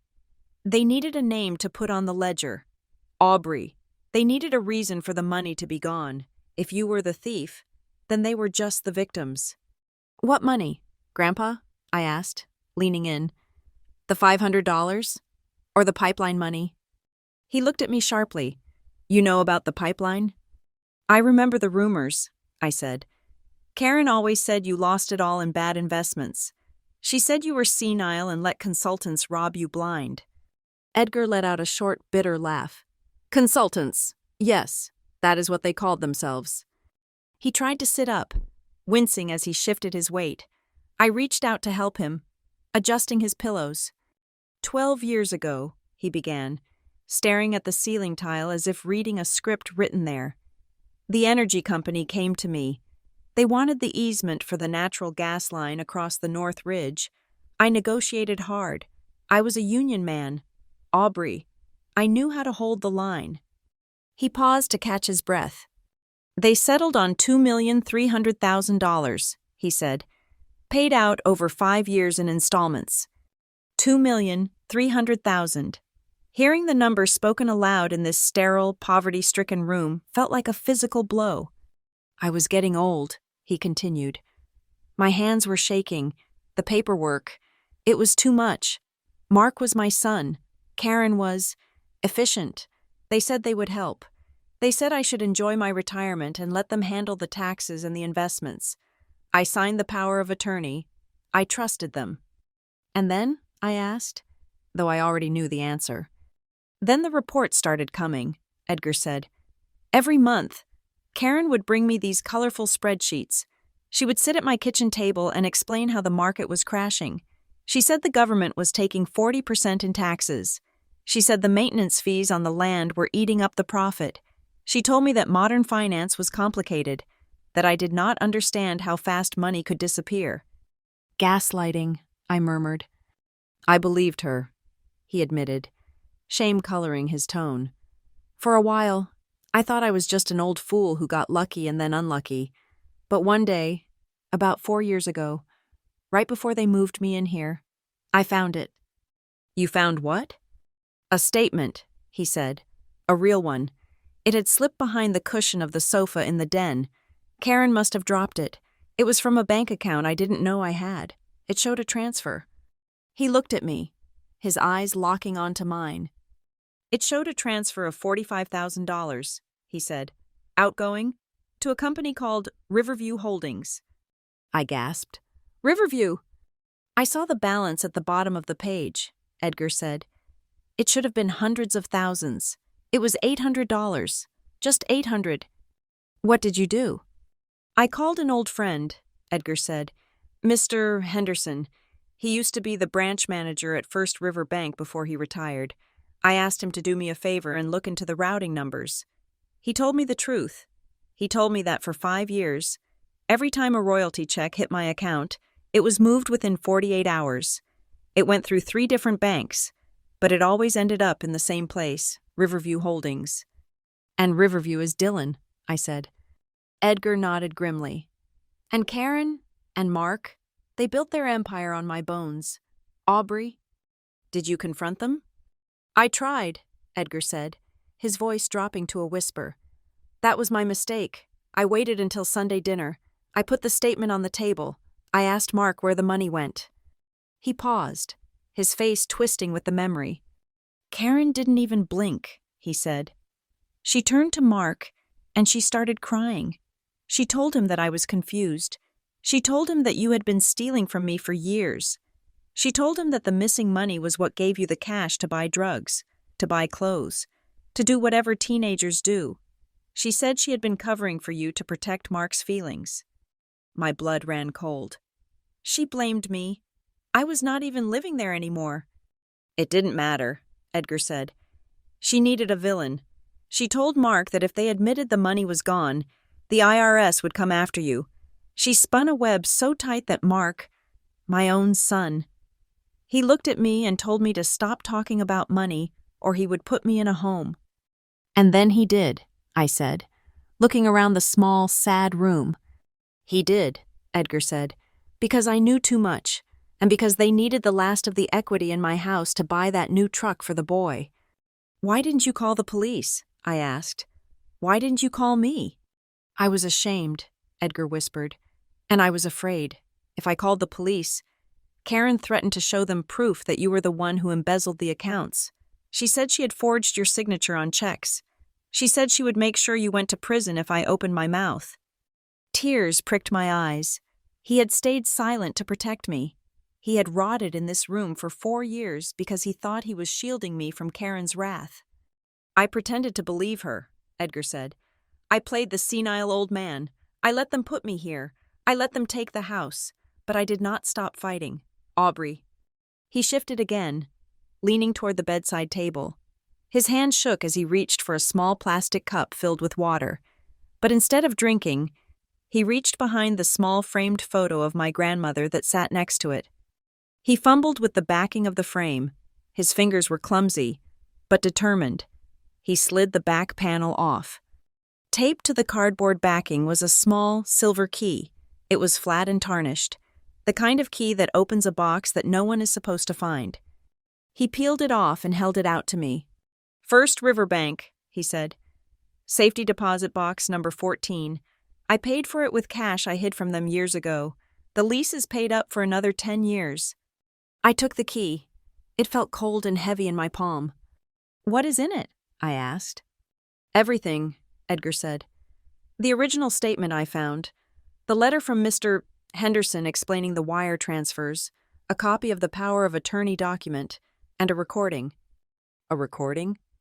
I bought a little digital recorder, he said, a ghost of a smile touching his lips.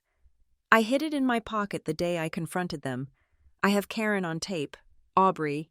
I have her admitting that the money went to Riverview. I have her threatening to frame you. I stared at the key. It wasn't just metal. It was a weapon. It was the nuclear option. I wanted to send it to you, Edgar said softly, but I didn't know where you were, and I was afraid they would intercept the mail. So I waited. I waited for you to come home. He reached out and touched my face. His skin was paper dry. That night, he said, his voice trembling, the night you left, they beat you for $500. They made you feel like a criminal for a handful of cash.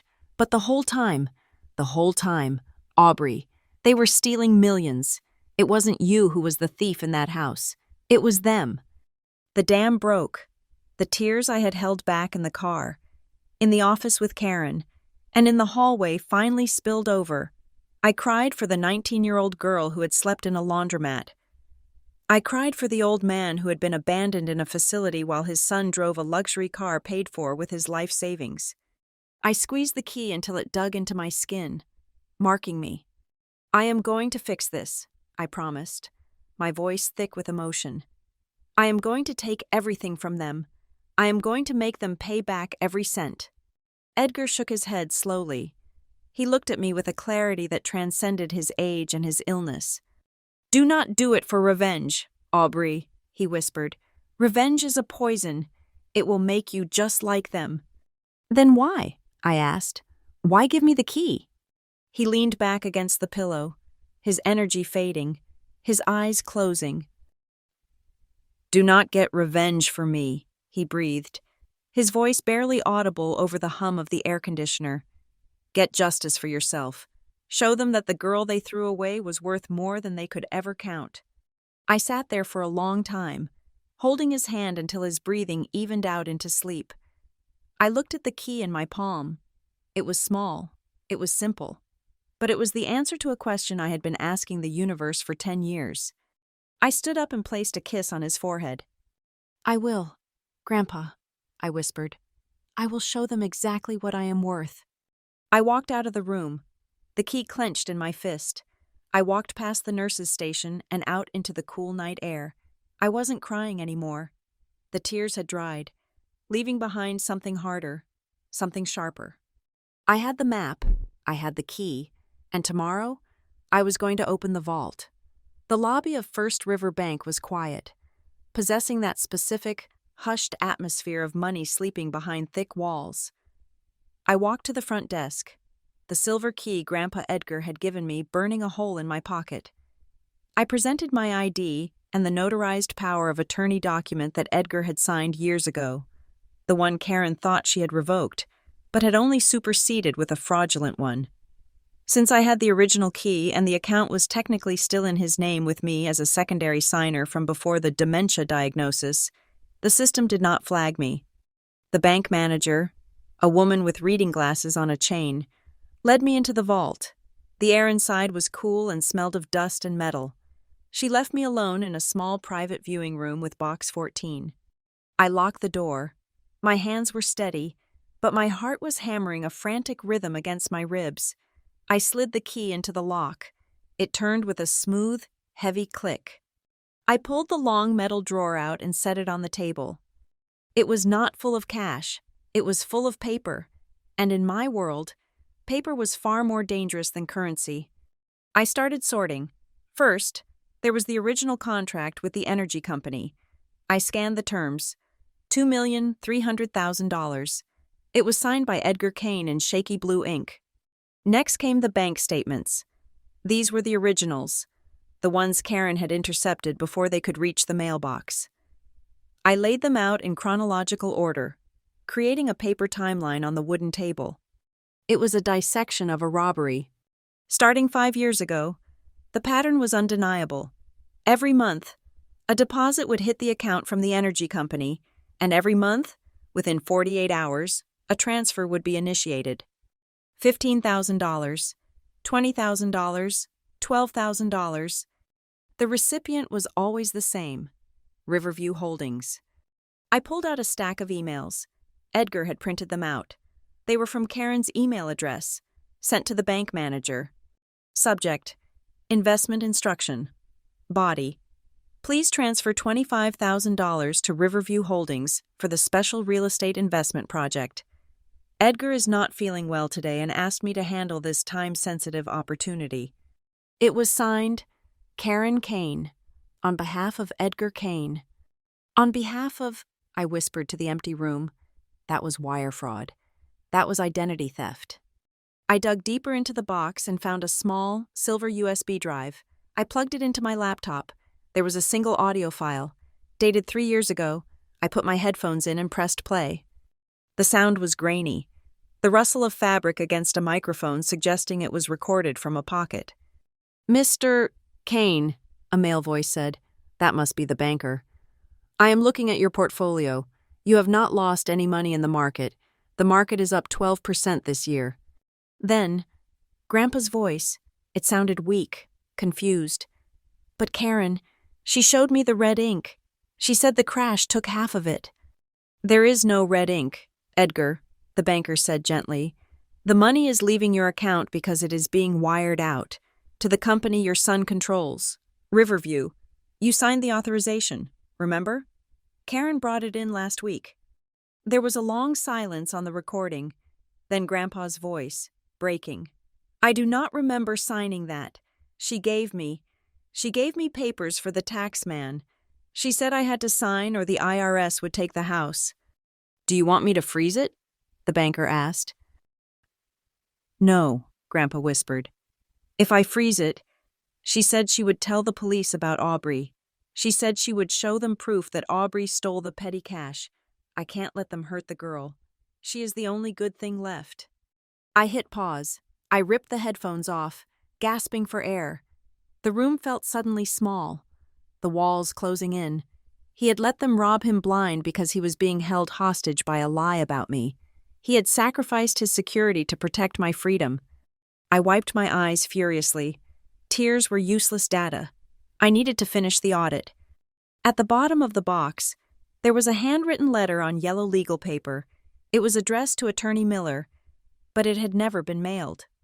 "Dear Mr. Miller, I am writing this because I am afraid.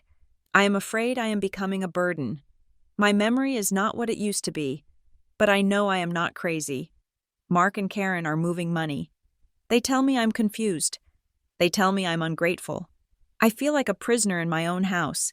If something happens to me, please look into Riverview Holdings." He had never sent it. Karen probably found it and used it as the final excuse to put him in the nursing home, claiming he was paranoid and dangerous. I packed everything back into the box, keeping the USB drive and the copies of the statements in my bag. I left the bank and drove straight to my hotel room. I put the Do Not Disturb sign on the door and ordered a pot of black coffee. For the next 6 hours, I did not move from the desk. I built a master spreadsheet. I entered every single transaction from the last 12 years. I cross-referenced the dates with the public records of the Kane family's life. August 4th, 2018. Transfer of $18,000 to Riverview. August 10th, 2018. Karen posts a photo on Facebook of a new girls' trip to Cabo San Lucas. December 12th, 2019. Transfer of $40,000 to Riverview. December 20th, 2019. Mark buys a new fishing boat. It was sickeningly clear. But then, I found the first twist. I was looking at the payroll records for Riverview Holdings, which I had pulled from the state database using my auditor credentials. Riverview was supposed to be a consulting firm. There was a recurring monthly payment labeled Junior Consultant Retainer. The recipient was Dylan Kane. I did the math. Over 4 years, Dylan had received $2,500 a month, plus an annual performance bonus of $10,000. Performance bonus, I scoffed. His performance was playing video games and driving a truck he didn't pay for. They had put him on the payroll to wash the money. He was receiving stolen funds, paying taxes on them to make them look legal, and living his life as the golden child while I scraped by stocking shelves. But the second twist was the one that made me sit back in my chair and stare at the ceiling. I was tracking the large withdrawal, the down payment for the renovation, and the purchase of the house from Grandpa's estate. Karen had claimed they bought the house from Grandpa to help him out with his debts. According to the county deed history, the house at 44 Elm Street had indeed been transferred, but it wasn't transferred to Mark and Karen Kane. It was transferred to the Edgar Kane Hope Fund. My jaw dropped. They had used the charity to buy the house. I pulled up the tax filings for the nonprofit. There it was, buried in the asset list. Residential facility for administrative use and temporary housing for indigent seniors. They had classified their own home, the home they lived in, the home with the new deck and the sunroom, as a charitable asset.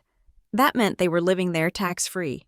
That meant every renovation, every light bill, every gallon of water was being paid for by the charity, which was funded by state grants and donations. They were not just embezzlers, they were tax cheats of the highest order. They were living in a house owned by the public trust, treating it like a private palace. I looked at the total sum of the fraud. Between the pipeline theft, the grant skimming, and the tax evasion, the number was staggering. It was over $3 million. I picked up my phone. I needed backup. I needed someone who could turn this data into a prison sentence. I dialed a number I had saved in my contacts for emergencies. Mr. Patel. He was a fierce litigator based in Chicago who specialized in elder financial abuse. We had worked a case together 2 years ago involving a guardianship scam. Aubrey Gray, his voice boomed over the speaker. To what do I owe the pleasure? Please tell me you have another case for me. I am bored with estate planning. I have a case, I said. But it is personal. Patel. It is my family. I walked him through it. I told him about the pipeline money. I told him about Riverview. I told him about the house deeded to the charity. I told him about the recording. When I finished, there was silence on the line. Aubrey, Patel said, his voice devoid of its usual humor. This is not just a case. This is a textbook dissection of a predatory family unit. They checked every box: isolation, undue influence, commingling of funds, wire fraud, tax evasion. Can we nail them? I asked. We can bury them, Patel said. With that recording of your grandfather and the deed to the house, the IRS alone will want to put them away for 10 years. But we need to be careful. If we file a standard lawsuit, they will panic. They will shred documents. They will transfer the cash to offshore accounts.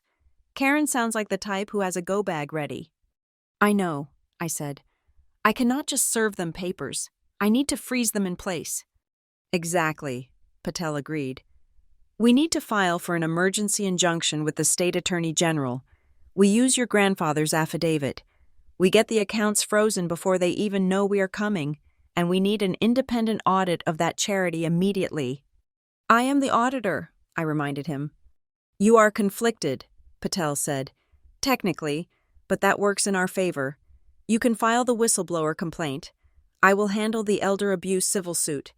We hit them from both sides, criminal and civil. I want to do it publicly, I said. They destroyed my name publicly. Patel. They called me a thief in front of the whole town. I want the town to know who the real thieves are. Revenge is expensive, Aubrey, Patel warned. I can afford it, I said. I have an idea. I need you to prepare the filings, but do not submit them until Monday morning. I need the weekend. Why? What is happening this weekend? I looked at the browser tab open on my laptop. It was the Facebook page for the Edgar Kane Hope Fund. There was a digital flyer posted at the top. The 5th Annual Edgar Kane Hope Gala, a night of giving back. Saturday, 7:00 p.m., Riverton Community Hall, honoring the sacrifices of our family and community. Karen was smiling in the photo, wearing a gown that probably cost $2,000, paid for by the consulting fees of Riverview Holdings. There is a party, I told Patel. A gala? Karen is going to be on stage, talking about sacrifice and honesty. All the donors will be there. The mayor will be there. The whole town. Aubrey, Patel said, a note of warning in his voice. What are you planning? I am planning to make a donation, I said, a cold smile touching my lips. I am going to give them exactly what they deserve. Just make sure you do not do anything that compromises the evidence, Patel said, but if you are going to drop a bomb, make sure it is loud. Oh, it will be loud, I promised. I hung up the phone. I looked at the timeline on my screen, the rows and columns of red numbers, the years of theft, the systematic destruction of an old man's dignity and a young girl's future. Karen wanted to play the role of the benevolent matriarch. She wanted to stand in the spotlight and be applauded for her charity. I reached into my bag and pulled out the USB drive. I wasn't going to let her hide in the dark anymore. I was going to turn the spotlight up so high it would burn her to ash. I opened a new document on my laptop. I typed a header. Presentation for Edgar Kane Hope Gala. I started dragging files into the folder. The bank statements, the deed to the house, the audio file, the photo of Dylan's truck next to the ledger entry for medical equipment. I worked through the night. I curated the exhibits like I was preparing for a Supreme Court argument. Every slide was a nail in the coffin. Every transition was a slap in the face. When the sun came up over Riverton, painting the sky in bruises of purple and orange, I was ready. I stood at the window of my hotel room, looking out over the town that had rejected me. You want a show, Karen? I whispered. You want to talk about giving back? Fine, let us talk about who took what. I closed the laptop. The trap was set, and the best part was, they had built the stage themselves. The Riverton Community Hall had been transformed into a budget version of a ballroom. Gold streamers hung from the acoustic ceiling tiles, twisting in the draft from the air conditioning vents. Round tables were squeezed together, covered in white polyester tablecloths that smelled faintly of bleach. In the center of each table sat a centerpiece made of pine cones and spray-painted gold branches, Karen's signature touch of affordable elegance. I stood near the entrance, holding a flute of sparkling apple cider that was pretending to be champagne. I was wearing a black jumpsuit, tailored sharply at the waist, with heels that clicked authoritatively against the linoleum floor. My hair was slicked back, my makeup severe and professional.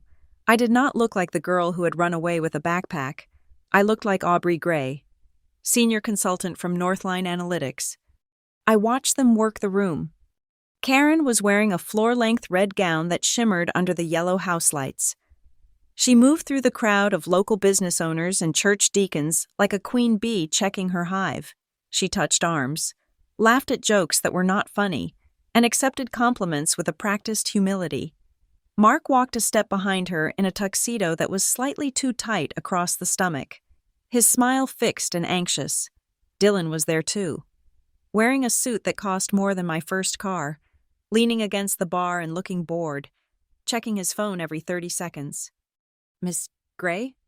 I turned. It was Mrs. Gable, the neighbor who had watched my house be renovated from across the street. "I am Aubrey Gray," I said, extending a hand. "From the auditing firm." "Oh, wonderful," Mrs. Gable gushed, taking my hand. "It is so good to see professionals getting involved. Karen works so hard for this charity. It is a shame about the family troubles. You know, her husband's father. Well, money changes people." "It certainly does," I said, my voice even. I scanned the back of the room. In the shadows of the last row, sitting quietly near the exit, was Mr. Patel. He was wearing a dark gray suit and reading a program. Flanking him were two men with serious faces and ID badges clipped to their belts, investigators from the State Financial Crimes Division. They were invisible to the room, but to me, they were the cavalry. The lights dimmed. A spotlight jerked across the room and settled on the small stage. Karen walked up to the microphone, the sequins on her dress catching the light like jagged teeth. "Welcome, friends, neighbors, and generous donors," Karen said, her voice thick with manufactured emotion. "Tonight is a special night. Tonight we celebrate the 5th anniversary of the Edgar Kane Hope Fund." Applause rippled through the room. Mark clapped the loudest, looking around to make sure everyone else was joining in. "My father-in-law, Edgar, could not be here tonight," Karen continued, looking down at her feet sorrowfully. "His health, as many of you know, is fragile, but his spirit is here. This fund was born out of a tragedy, when Edgar lost his life savings due to unfortunate decisions. We realized that our family was not alone. We realized that we had to turn our pain into purpose." I felt a cold fire ignite in my chest. She was using the theft to justify the charity she was using to steal more. It was a snake eating its own tail. "We have sacrificed so much to keep this fund alive," Karen said, looking up with wet, shining eyes. "We have poured our own resources into it. We have mortgaged our time and our hearts, because that is what family does. We protect the vulnerable." "Amen," someone shouted from the back. "And tonight," Karen beamed, recovering her composure, "we want to be transparent with you. We want to show you exactly where your donations are going. We are honored to have with us a consultant from Northline Analytics, who has been helping us prepare for our state grant expansion. Please welcome Ms. Aubrey Gray." She gestured toward me. The spotlight swung around, blinding me for a second. I set my glass down on a nearby table. I walked toward the stage. The sound of my heels was rhythmic, steady, like the ticking of a clock counting down to 0. As I climbed the stairs, I saw Karen's smile falter just slightly. She was expecting the professional auditor she had met in her office. She was expecting a boring presentation about compliance and grant metrics. She was not expecting the look in my eyes. I took the microphone from her hand. "Thank you, Karen," I said. My voice was amplified, crisp and clear. "It is an honor to be back in Riverton." A few people in the front row squinted. My voice had a familiar cadence, a local twang that I usually hid, but had let slip out on purpose.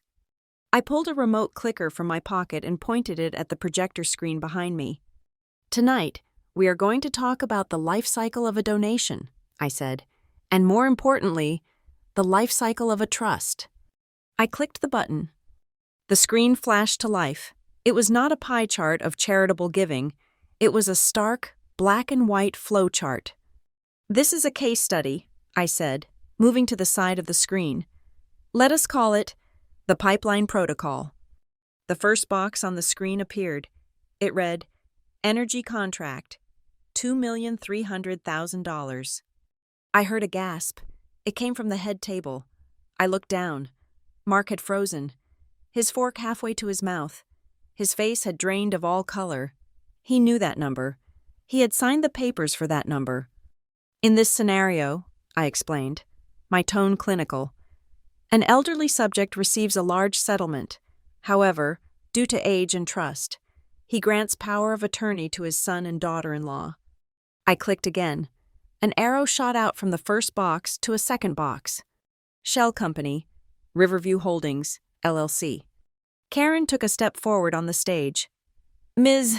Gray," she said, her voice tight, "I think you have the wrong presentation. This is not the grant data." "It is the financial data." "Mrs. Kane," I said, not looking at her. "Please, let me finish. The donors deserve transparency." I clicked again. Arrows began to fly from the Riverview Holdings box. Payment. Monthly retainer, $2,500. Recipient, the son. Payment. Specialized medical equipment, $60,000. Asset acquired, 2024 Ford Raptor. Payment. Facility renovation, $80,000. Asset acquired. Sunroom at 44 Elm Street. The room went deadly silent. The clinking of silverware stopped. The murmuring ceased. All eyes were glued to the screen. Dylan, standing by the bar, pushed himself off the wall. He looked like he was about to be sick. Karen grabbed my arm. Her grip was hard, her nails digging into my skin through the fabric of my jumpsuit. "Stop this," she hissed, away from the mic. "What are you doing? You are ruining everything." I pulled my arm away. I looked at the crowd. "This is not a hypothetical," I said, my voice dropping an octave, becoming intimate and dangerous. "This is a map of how a family fortune was stolen, laundered through a fake company, and then hidden inside a charity to avoid taxes." I clicked the remote one more time. The generic labels on the screen vanished. They were replaced by scanned documents. The signature of Edgar Kane, shaky and weak. The signature of Mark Kane, bold and complicit. The signature of Karen Kane, sharp and predatory. And at the bottom, the registration for Riverview Holdings, listing Dylan Kane as the officer. "This is a lie," Karen shrieked. She lunged for the laptop connected to the projector, trying to yank the cord. "This is a mistake. This is some kind of hacking. Mark, do something." Mark stood up, but his legs seemed to fail him. He slumped back into his chair, burying his face in his hands. "It is not a mistake," I said, "and it is not hacking. It is forensic accounting." I pressed a button on the laptop before Karen could reach it.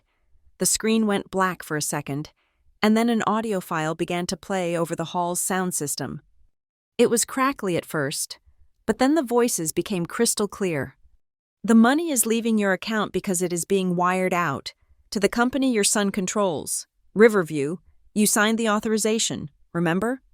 Then, the voice that broke every heart in the room, Grandpa Edgar's voice. "I do not remember signing that. She gave me papers for the tax man. She said I had to sign or the IRS would take the house." The recording continued. "If I freeze it, she said she would tell the police about Aubrey. She said she would show them proof that Aubrey stole the petty cash. I can't let them hurt the girl." A ripple of shock went through the room like an electric current. People turned to each other, whispering, pointing. "Aubrey," someone said loudly. "Wait, is that—" I looked out at the sea of faces. I saw my Aunt Lydia in the third row, her hands covering her mouth, tears streaming down her face. I saw Mrs. Gable, looking from me to the screen with her mouth hanging open. I clicked the remote for the final slide.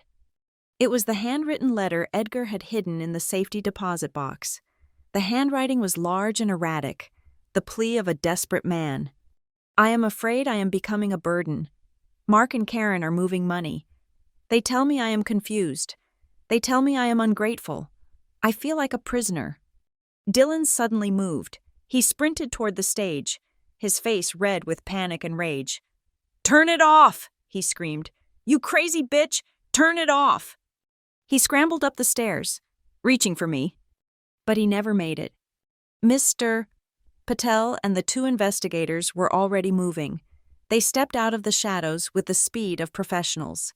One of the investigators intercepted Dylan, grabbing his arm and twisting it behind his back in a fluid motion. "Dylan Kane," the investigator said, his voice booming without a microphone. "State financial crimes.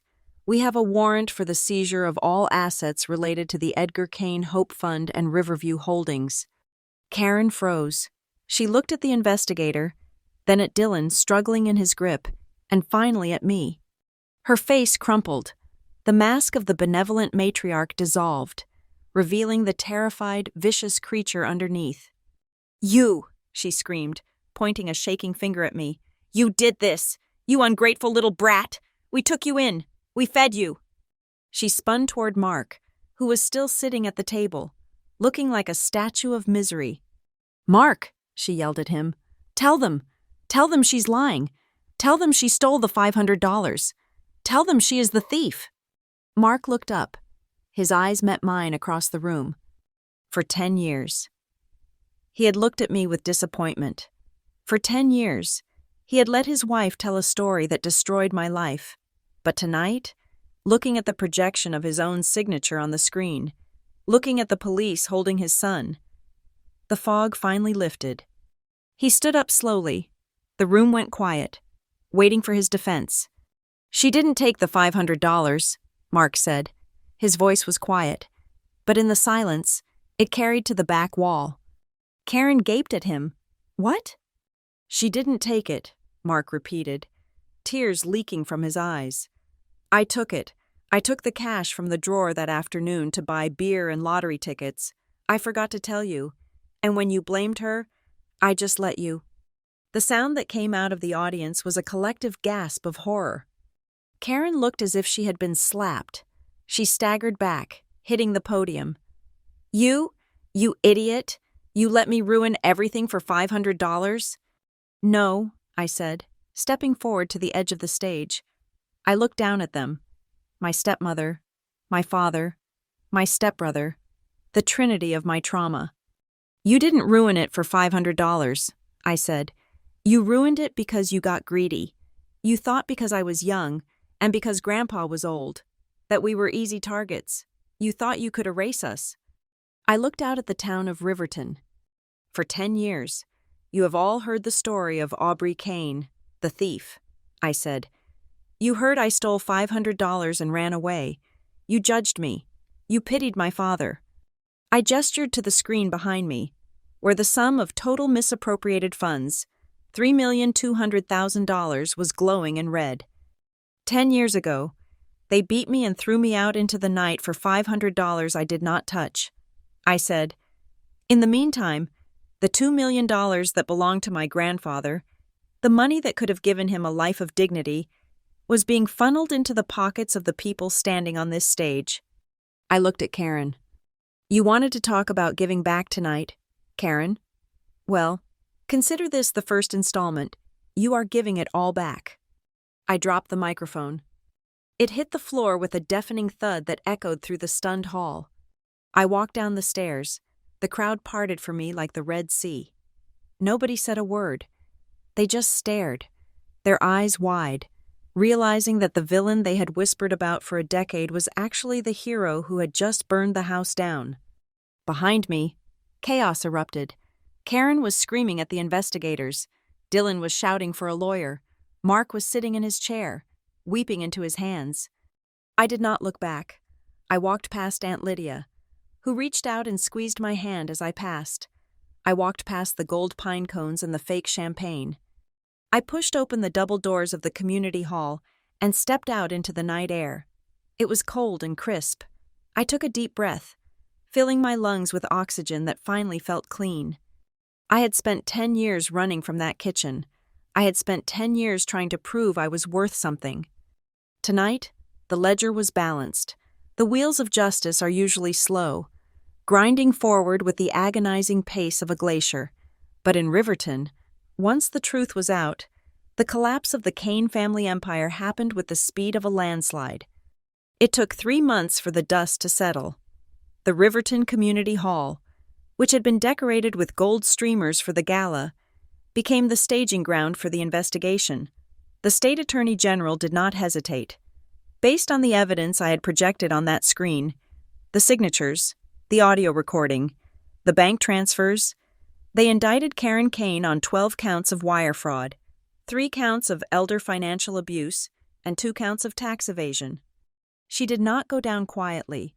I heard from the investigators that when they arrested her at the house, she was screaming that I was the one who had set her up, that I had hacked the banks, that I was a jealous stepdaughter trying to destroy a good Christian woman.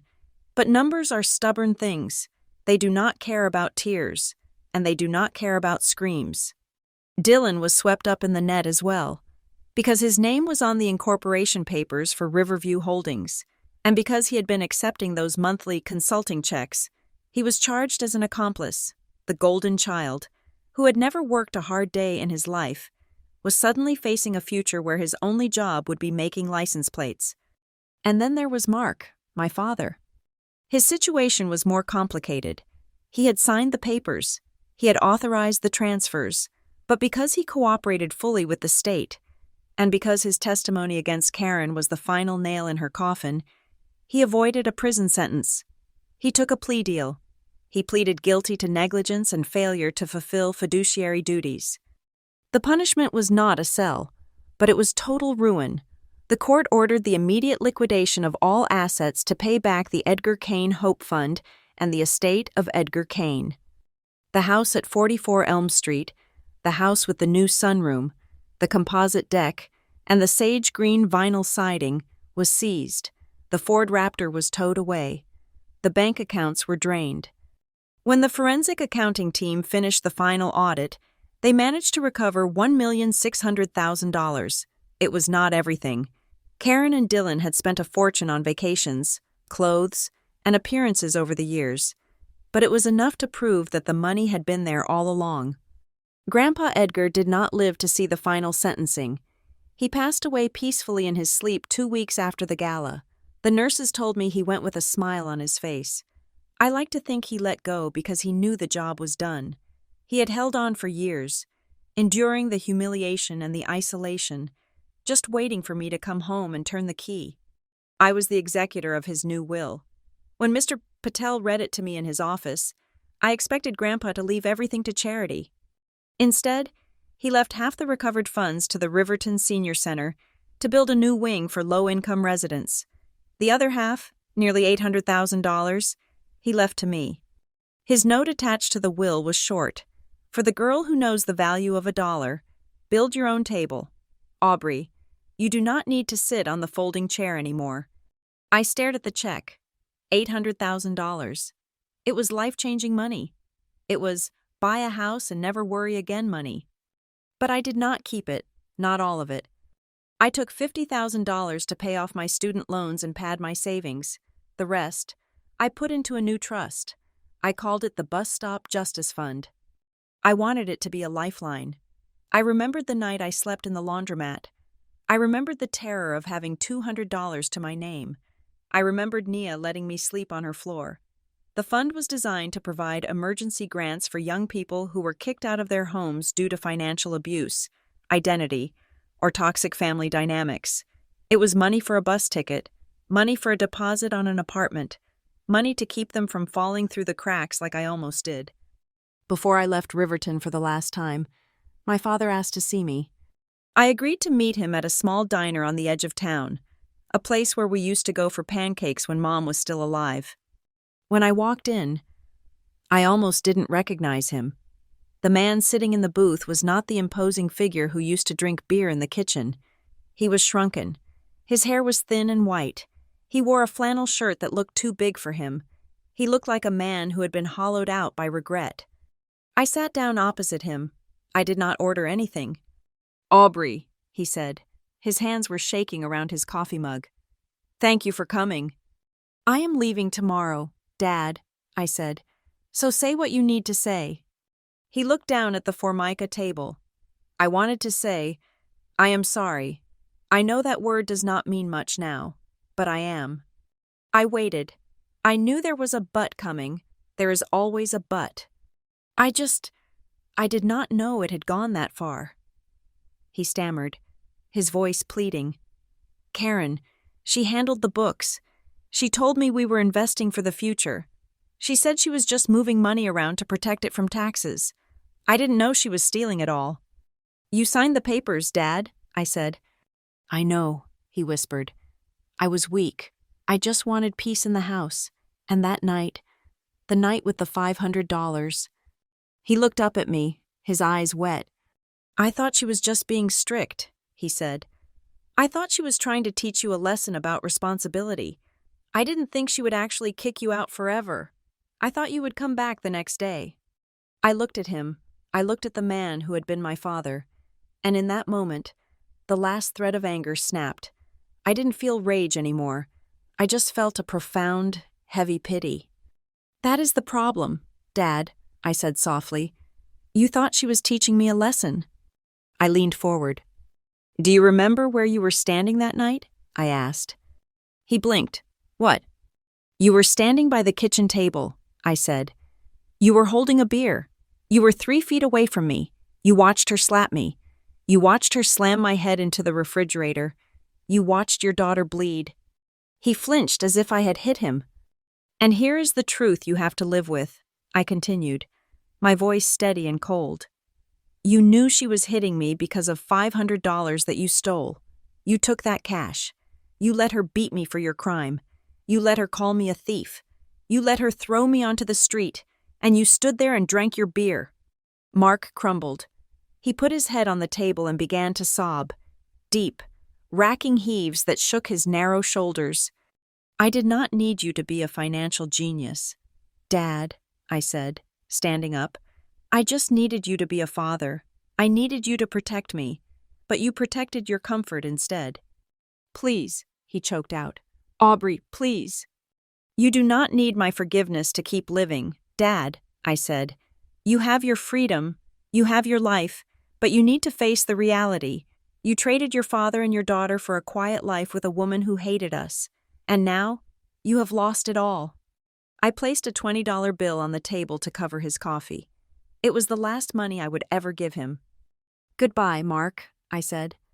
I walked out of the diner. I did not look back. A few days later, Mr. Patel called me.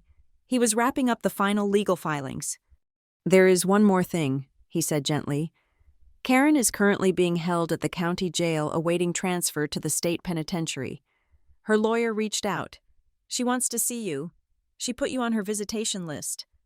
I stood in my empty hotel room, looking at my packed suitcase. I thought about Karen.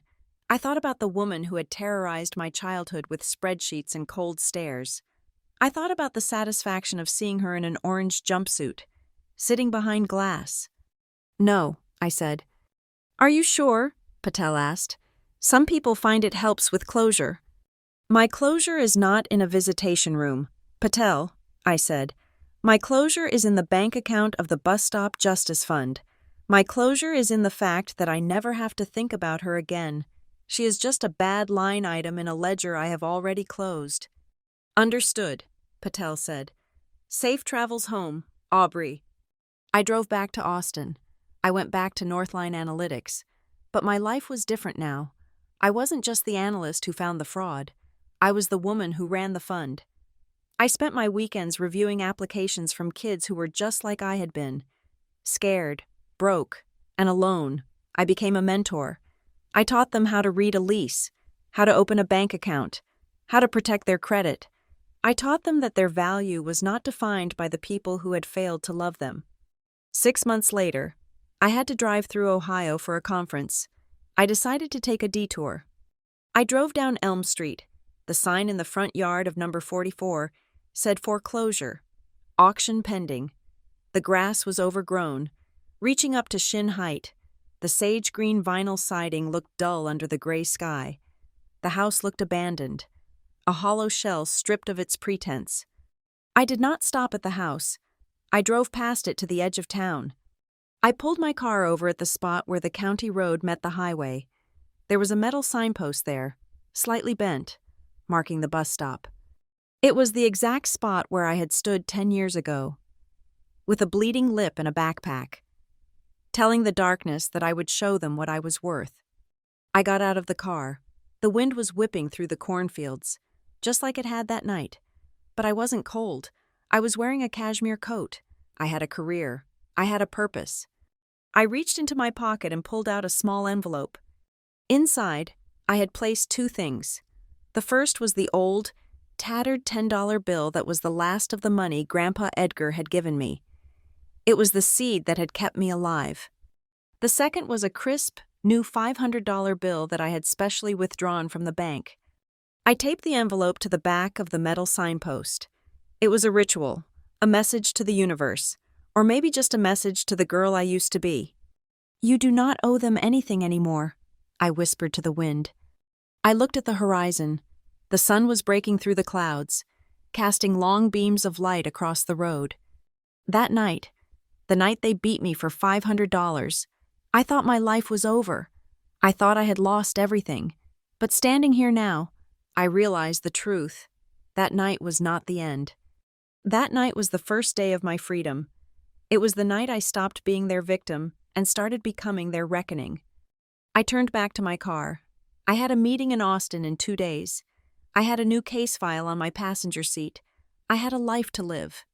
I looked straight into the rearview mirror, as if I could see you sitting there in the passenger seat next to me. What about you?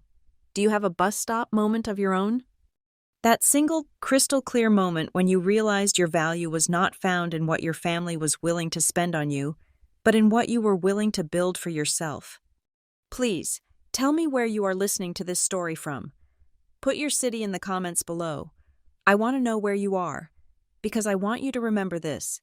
No matter which bus stop you are standing at in this world, you still have the power to redraw the map of your own life. Thank you for listening to my journey.